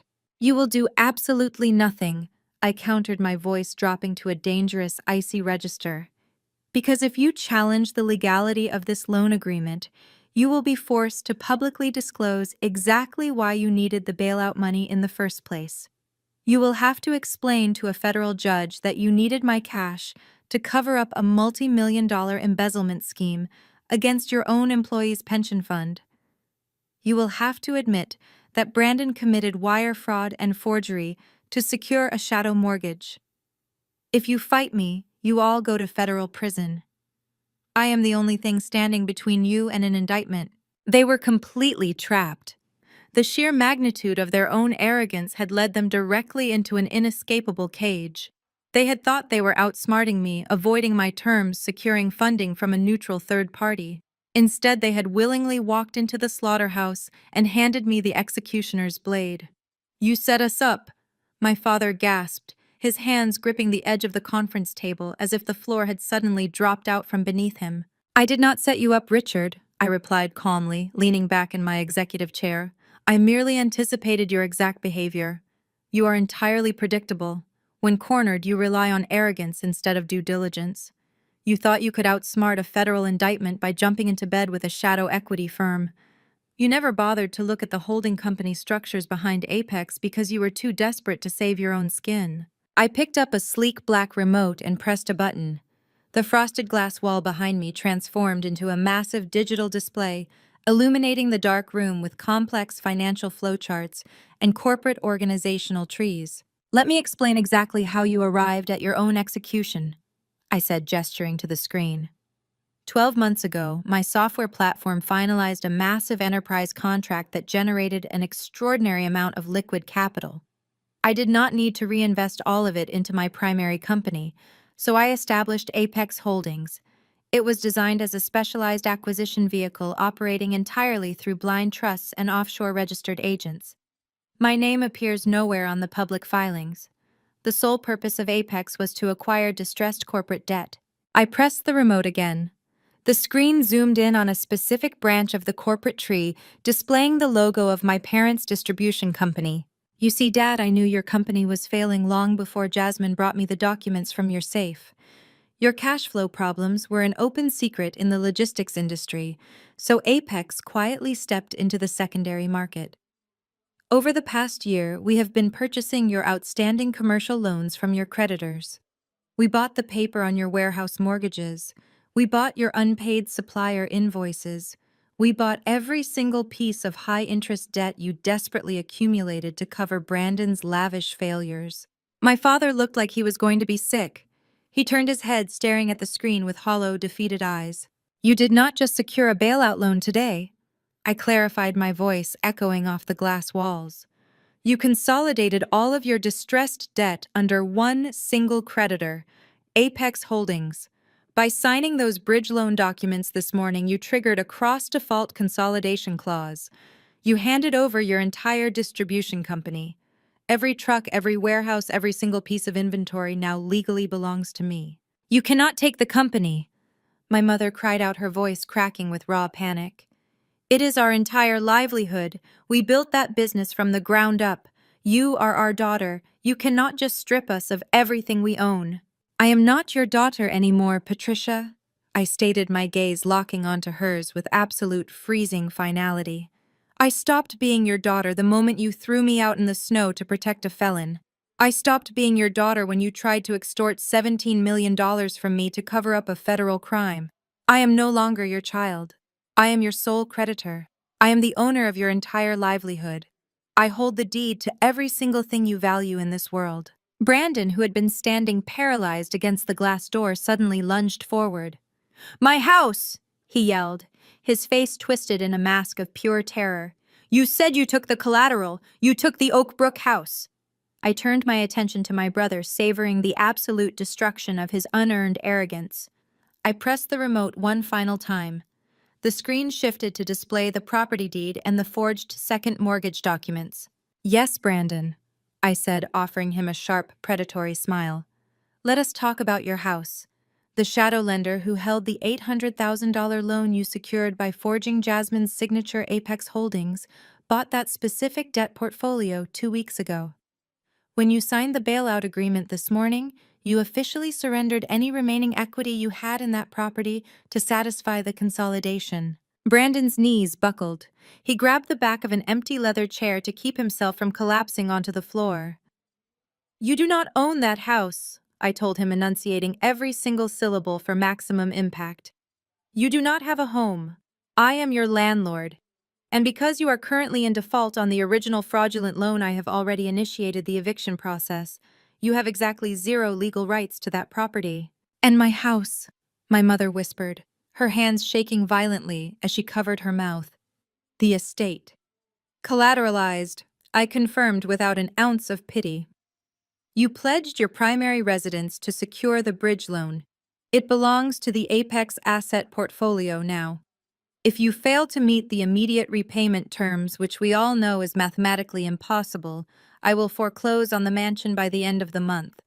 You will be completely homeless. My father buried his face in his hands. A low, pathetic sob escaped his throat. The great patriarch, the man who had mocked my initial business plan and refused to co-sign a $5,000 loan, was now completely broken, weeping in my boardroom. You are a monster! My mother screamed, tears streaming down her face, ruining her perfect makeup. We are your family. We gave you life. You are destroying your own blood for what revenge? You are a sick, vindictive monster. I am a businesswoman, I corrected her smoothly. A very successful one. You taught me that family is a transactional concept. You taught me that love is conditional on financial compliance. I simply learned this lesson and applied it to the open market. You brought a pathetic, fraudulent extortion plot to a corporate war. You tried to play a game you did not understand and you lost absolutely everything.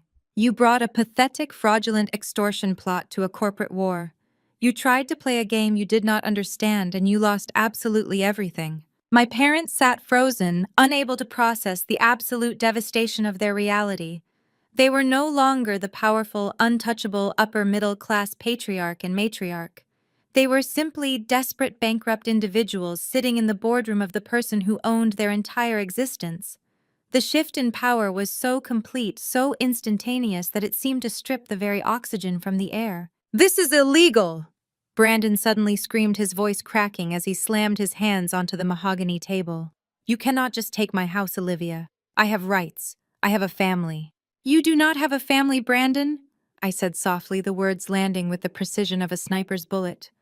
You have a wife who just filed for full custody of your children this morning. Jasmine filed the divorce papers an hour ago.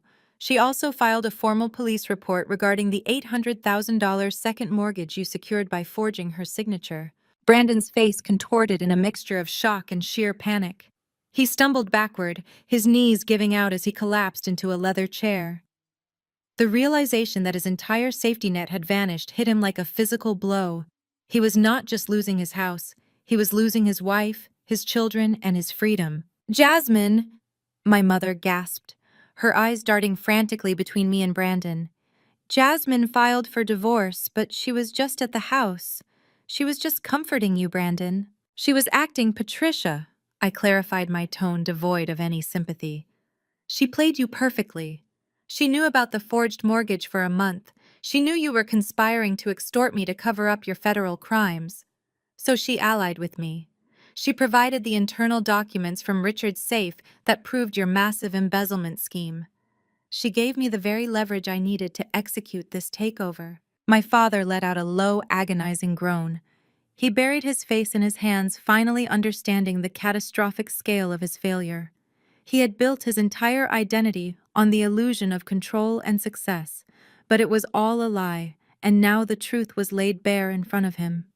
You destroyed us, my mother whispered, her voice trembling as tears streamed down her perfectly made-up face. You destroyed your own family, Olivia. For what money power, you are a sick, vindictive monster. I am a businesswoman, I repeated, standing up from the executive chair. I protected my assets from a group of criminals who tried to extort me. You made the choices that led you here. I simply accelerated the consequences. I walked toward the door, my heels clicking sharply against the polished floor. Before leaving, I turned back to face them. They looked broken, defeated, and entirely pathetic. The eviction notices for the Oak Brook property, and this mansion will be served by the end of the week, I stated, my voice echoing in the silent boardroom. The corporate takeover of the distribution company is effective immediately. You will be escorted from the premises by my security team. You are no longer permitted on any Apex Holdings property. I did not wait for a response. I walked out of the boardroom, the heavy glass doors closing behind me with a decisive click. The hostile takeover was complete. The financial execution was flawless. But the emotional payoff was surprisingly complex. I felt a profound sense of relief, a weight lifted from my shoulders, but also a lingering hollow ache for the family I never truly had. As I rode the elevator down to the lobby, my phone buzzed with an incoming message from Jasmine. It was a single word: done. The divorce papers had been served. The police report filed. The final piece of the puzzle had clicked into place. Brandon was officially facing a federal indictment for wire fraud and forgery, and his parents were staring down decades in a federal penitentiary for massive embezzlement and tax evasion. I stepped out of the skyscraper into the freezing Chicago air, pulling my coat tight against the wind. The city bustled around me, oblivious to the monumental shift in power that had just occurred 40 floors above. I walked toward my waiting car, my mind already racing with the next steps for my software platform and the expansion of Apex Holdings. The hostile takeover was just the beginning. I had proven that I was not the weak, fearful girl my parents had raised me to be. I was a formidable force, a woman who could dismantle a toxic empire and build a new one from the ashes. And as I drove away from the towering glass building, I knew that I would never again allow anyone, least of all my own blood, to threaten my success or my peace of mind.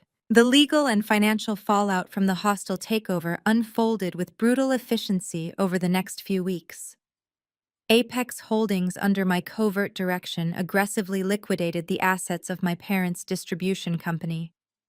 The warehouses, the inventory, the fleet of delivery trucks. Everything was sold off to the highest bidder to satisfy the massive debt consolidation. The most critical priority was the restoration of the employees' pension fund. Using the meticulous documentation Jasmine had secured from my father's safe, Harrison worked closely with federal regulators to untangle the complex web of shell companies and offshore accounts my parents had used to embezzle the funds. The process was arduous, but we managed to recover and replenish the retirement savings of the 80 innocent working-class families whose futures had been jeopardized by my parents' greed. The eviction process for Brandon's Oak Brook property and my parents' sprawling mansion moved swiftly. The shadow lenders, now legally represented by Apex Holdings, executed the default clauses without hesitation. Brandon was forcibly removed from the $1.2 million home, his belongings boxed up and left on the curb. He had nowhere to go, no money, and no family to bail him out. He ended up renting a tiny, dilapidated apartment on the outskirts of the city, working a minimum wage job as a delivery driver to barely scrape by. My parents fared no better. Their mansion, the symbol of their elite social standing and country club lifestyle, was seized and sold at auction. They were forced to move into a cramped, low-income rental apartment stripped of their luxury vehicles, their designer wardrobes, and their illusion of superiority. The country club immediately revoked their membership, and their friends vanished the moment the news of the hostile takeover and the impending federal investigation broke. The criminal charges against Brandon, Patricia, and Richard proceeded with relentless momentum. The Department of Labor, armed with the undeniable evidence of pension embezzlement and tax fraud, launched a full-scale federal investigation. Brandon was indicted for wire fraud, identity theft, and bank fraud related to the forged second mortgage. My parents faced a litany of federal charges, including conspiracy, embezzlement, and massive tax evasion. The trials were heavily publicized, drawing intense media scrutiny. The public narrative shifted entirely. The story of a greedy, vindictive daughter abandoning her depressed brother was replaced by the shocking revelation of a wealthy, corrupt family orchestrating a multi-million-dollar extortion plot and stealing from their own employees to cover up their son's felonies. The perfect, loyal family facade was completely shattered, exposing the toxic, rotting core beneath. But before the media circus began, before the federal indictments were unsealed and the eviction notices were served, there was one final desperate moment inside the Apex Holdings boardroom. The absolute finality of their destruction had finally registered, shattering the last remaining fragments of their towering arrogance. The grand projection screen behind me still glowed with the undeniable proof of their financial annihilation. My parents were not looking at the screen anymore.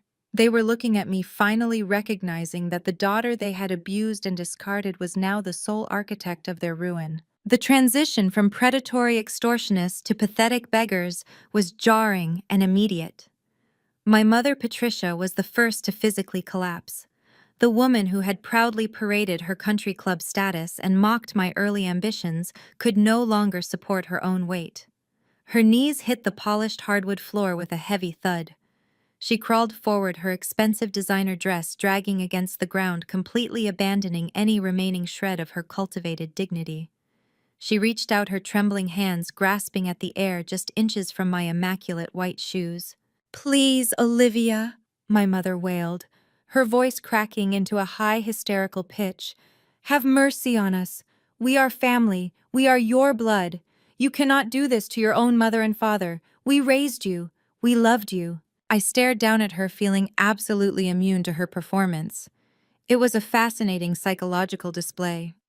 She was using the exact same emotional manipulation tactics she had weaponized at the Christmas dinner. Back then, she had shrieked about family loyalty to extort $17 million from me. Now she was weaponizing those identical phrases to beg for her survival. She believed that if she cried hard enough, if she invoked the sacred bond of motherhood, the conditioned obedience she had violently drilled into me would automatically activate. She thought I was still that terrified college student desperate for her approval. "Get up, Patricia," I commanded, my voice devoid of any warmth. "You are embarrassing yourself. Family loyalty is a concept you only invoke when you need a human shield or a blank check. You did not care about family when you tried to drain my bank accounts on Christmas Eve. You did not care about family when you actively stole the retirement funds of your warehouse workers to protect a felon." My father, Richard, fell to his knees right beside her. The great patriarch, the man who had physically blocked my exit from the dining room and thrown a pen at my face, was now weeping openly. His face was slick with sweat and tears, his broad shoulders shaking with terror. He clasped his hands together in a gesture of pure, unadulterated begging. "We will do anything you want, Olivia." My father pleaded, his voice a pathetic, rattling whisper. "We will sign over the voting rights. We will give you full operational control of the distribution company. Just please let us keep the house. Let us avoid prison. We will disown Brandon. We will testify against him. We will tell the federal investigators that he masterminded the entire embezzlement scheme. Just spare us." "You would sell out your favorite son to keep your mansion," I observed them coldly. "That is the true foundation of this family, absolute ruthless self-preservation." "He ruined us!" my mother screamed, turning her vitriol toward Brandon before looking back up at me with desperate, pleading eyes. "He was a mistake. We see that now, Olivia. We were wrong. You are the successful one. You are the brilliant one. We are so incredibly proud of you. Please just give us another chance to be a real family. We can work for you. We can rebuild together." The sheer toxicity of her plea was suffocating. She was attempting to validate my lifelong achievements only because I was currently holding a blade to her throat. She did not respect my business acumen. She was just terrified of my leverage. I felt a fleeting, distant echo of the young girl who would have given anything to hear her mother say she was proud. But that girl had died a long time ago, killed by their relentless cruelty. The woman sitting in the executive chair felt nothing but cold, clinical closure. "Your pride is completely worthless to me," I stated, leaning forward and looking directly into their terrified eyes. "You do not get to praise the empire you actively tried to burn down. You do not get to claim the daughter you discarded. You sat at that dining room table and told me I was a selfish, greedy girl. You demanded that I hand over my life's work to subsidize your criminal negligence. You tried to use the federal court system to freeze my assets and force a hostile settlement. I stood up slowly, towering over them as they groveled on the floor. I walked around the massive mahogany table, stopping just inches from where they kneeled. They looked up at me, their faces contorted with a desperate, pathetic hope that I might suddenly display the mercy they had consistently denied me. "You made a fatal miscalculation," I continued, my voice echoing off the glass walls of the boardroom. "You assumed my silence in that mediation room was weakness. You assumed my refusal to argue was defeat. But I was not hiding from you. I was simply letting you construct your own prison. You begged a shadow equity firm for a lifeline, and you willingly signed your own execution warrant." Brandon finally found his voice, a trembling whimper. "Please, Olivia, I have nothing." I looked down at my brother, then at my parents kneeling beside him. I delivered the final devastating blow, ensuring these words would haunt them for the rest of their impoverished lives. "You told me I stole his future," I said, my voice dropping to an icy whisper. "I didn't. I just bought it, and its market value is zero." I watched the last shred of their entitlement evaporate into the cold, sterilized air of the Apex Holdings boardroom. The absolute silence that followed my final declaration was the most beautiful sound I had ever heard. I pressed a button under my desk, and two large, impeccably dressed security guards entered the room immediately. They did not touch my family, but their looming presence was enough. My parents and my brother gathered themselves off the floor, moving like hollow shells of the arrogant predators who had ambushed me on Christmas Eve. They walked out of the glass double doors without a single backward glance, escorted directly to the freight elevator. They were no longer executives or elite suburbanites. They were trespassers. The legal and financial avalanche that followed was swift, brutal, and entirely public. Jasmine executed her exit strategy with the ruthless precision of a master tactician. Because she had actively cooperated with Harrison and provided the critical internal documents proving the corporate embezzlement, we ensured she was completely shielded from the fallout. Her divorce proceedings moved at lightning speed. Armed with undeniable proof of Brandon's felony forgery and reckless gambling addiction, the family court judge granted Jasmine sole legal and physical custody of their two children. Brandon was stripped of all visitation rights, pending a psychological evaluation and the conclusion of his federal criminal case. Furthermore, to protect her and my niece and nephew, I transferred the deed of the Oakbrook property out of the Apex distressed asset portfolio and placed it directly into an irrevocable trust for her children. Jasmine maintained her pristine professional reputation in the Chicago real estate market. She rebranded herself, entirely leveraging her newfound freedom to launch her own luxury brokerage firm. She was safe, autonomous, and forever free from my family's toxic grasp. Brandon's reality, however, fractured into a spectacular nightmare. The shadow lenders, furious over the fraudulent second mortgage, handed all their documentation directly over to the federal authorities. The Department of Justice does not care about golden child syndrome or manipulative mothers. 3 weeks after the boardroom meeting, federal agents arrived at the cheap motel Brandon was temporarily hiding in.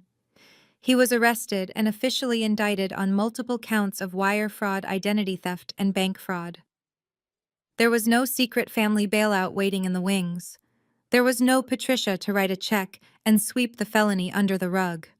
Brandon was denied bail due to the severe flight risk and the overwhelming mountain of forensic evidence stacked against him. He was remanded to a federal holding facility in downtown Chicago, forced to trade his $3,000 bespoke suits for an orange jumpsuit. He sat in a concrete cell, awaiting a trial that carried a mandatory minimum sentence of 10 years.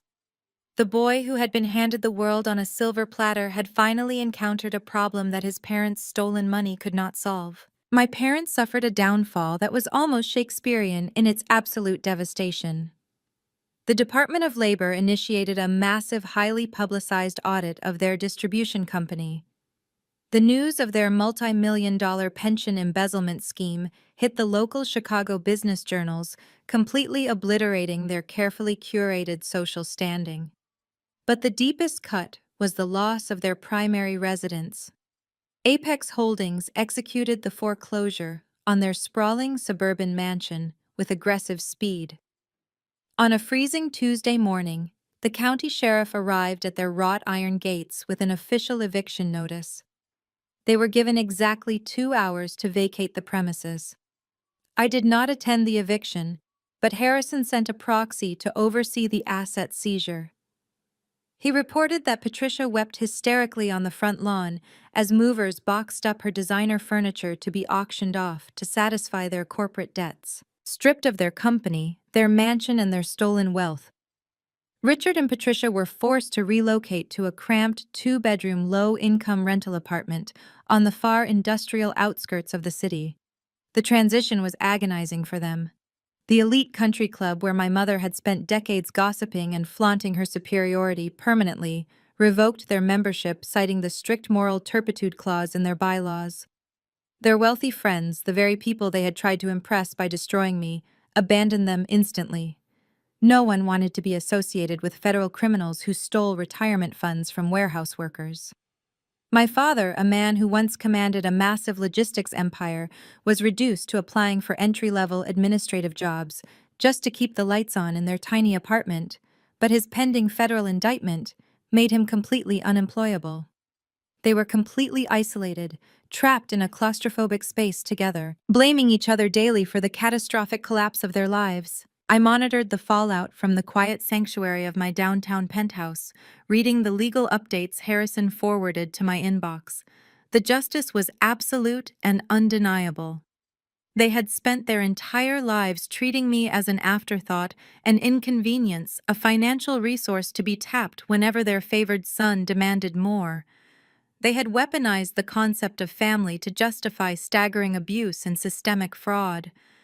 Now they were left with nothing but the consequences of their own spectacular greed. The nightmare that began on Christmas Eve was officially over. The toxic empire they had built on lies and stolen money had been meticulously dismantled and sold off for parts. As I closed the final legal dossier on my laptop, I felt a profound settling peace. The storm had finally passed, and the wreckage of their lives was entirely their own burden to carry. I stood up, walked to my expansive windows, and looked out over the gleaming city skyline, ready to focus completely on the bright, limitless future I had built for myself. With the toxic debris of my past entirely cleared away, my professional trajectory accelerated with terrifying speed. Vanguard Capital, initially spooked by Brandon's fraudulent legal notices, returned to the negotiating table with an entirely new level of respect. They had watched Harrison dismantle a multi-million-dollar extortion plot and a federal embezzlement scheme without my company missing a single operational beat. Investors do not just invest in software, they invest in founders who can weather catastrophic storms. We closed the Series B funding round at a staggering valuation of $75 million. My platform expanded into international markets, deploying supply chain logistics software across Europe and Asia.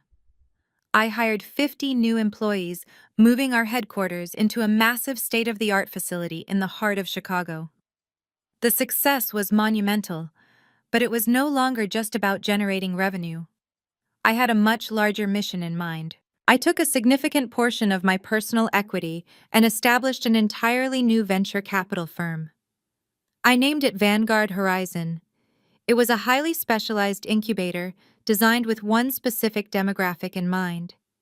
I wanted to fund female founders who possessed brilliant disruptive business plans, but absolutely zero familial support.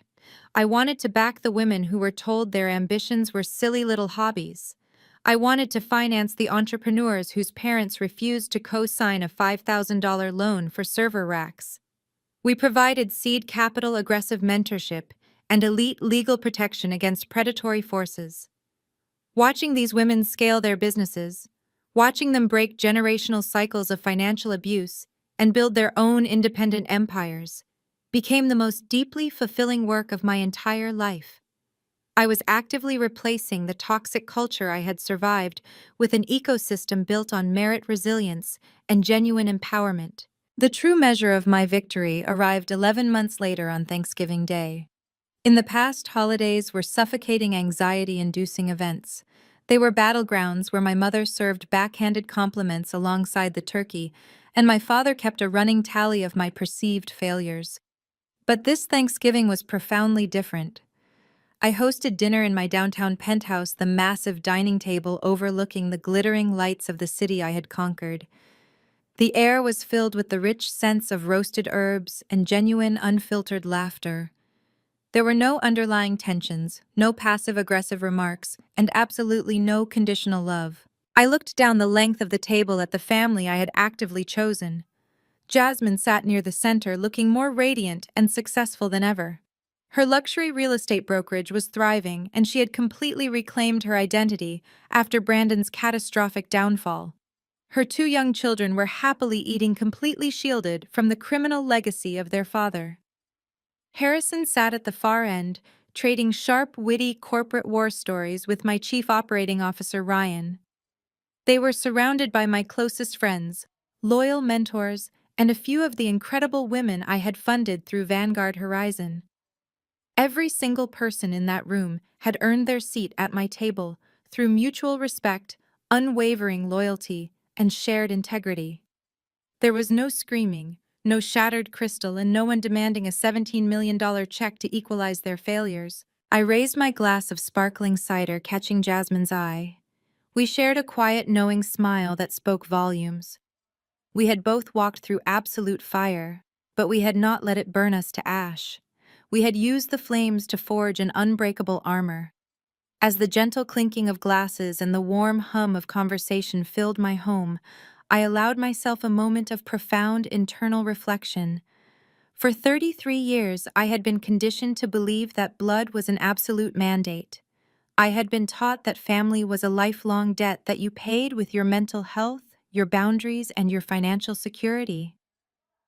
But staring at the incredible, vibrant community gathered in my home, I finally understood the fundamental truth that had set me free. Blood does not entitle anyone to your peace. Sharing a last name does not give someone a permanent, unrestricted license to disrespect your boundaries or demand access to your paycheck. Real family is not assigned to you at birth by pure biological chance. Real family is built. It is constructed through years of showing up, through honoring boundaries, and through celebrating each other's victories without a shred of jealousy. My parents and my brother had weaponized their titles as mother, father, and son to justify their systemic abuse.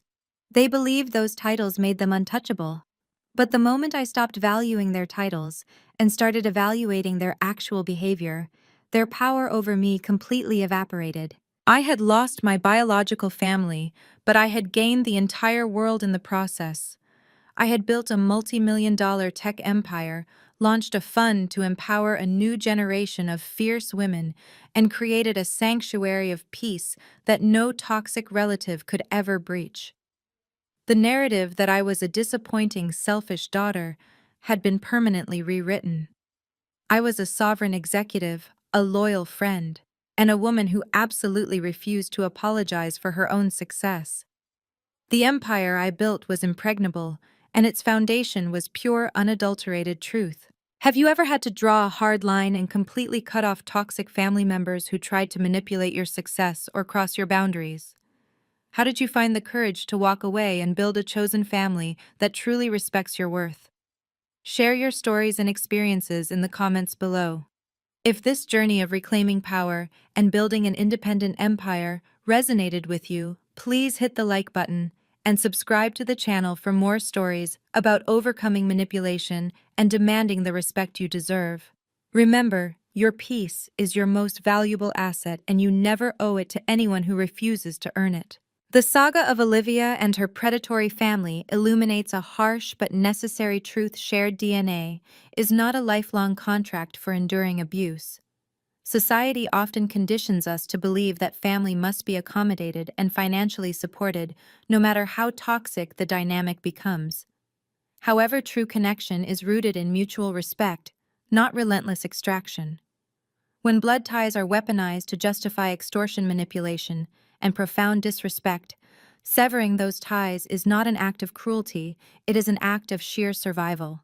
Olivia's journey highlights the danger of the golden child dynamic, and the devastating lengths to which enablers will go to protect their preferred narrative. Her parents were willing to sacrifice her livelihood and commit federal crimes just to shield her brother from the consequences of his own felonies. This teaches us that you cannot negotiate with people who view your boundaries as a personal insult and your success as their personal bank account. By stripping away the emotional manipulation and looking purely at their actions, Olivia was able to dismantle their power. She realized that she did not owe her abusers a seat at her table. Ultimately, the most profound takeaway is that you have the absolute right to curate your own circle. You are allowed to build a chosen family composed of people who celebrate your victories rather than scheme to steal them. Your peace of mind and your hard-earned assets are yours to protect, and you never have to apologize for defending them against those who refuse to earn their place in your life. Take control of your own narrative today by setting unbreakable boundaries and walking away from anyone who refuses to respect your worth.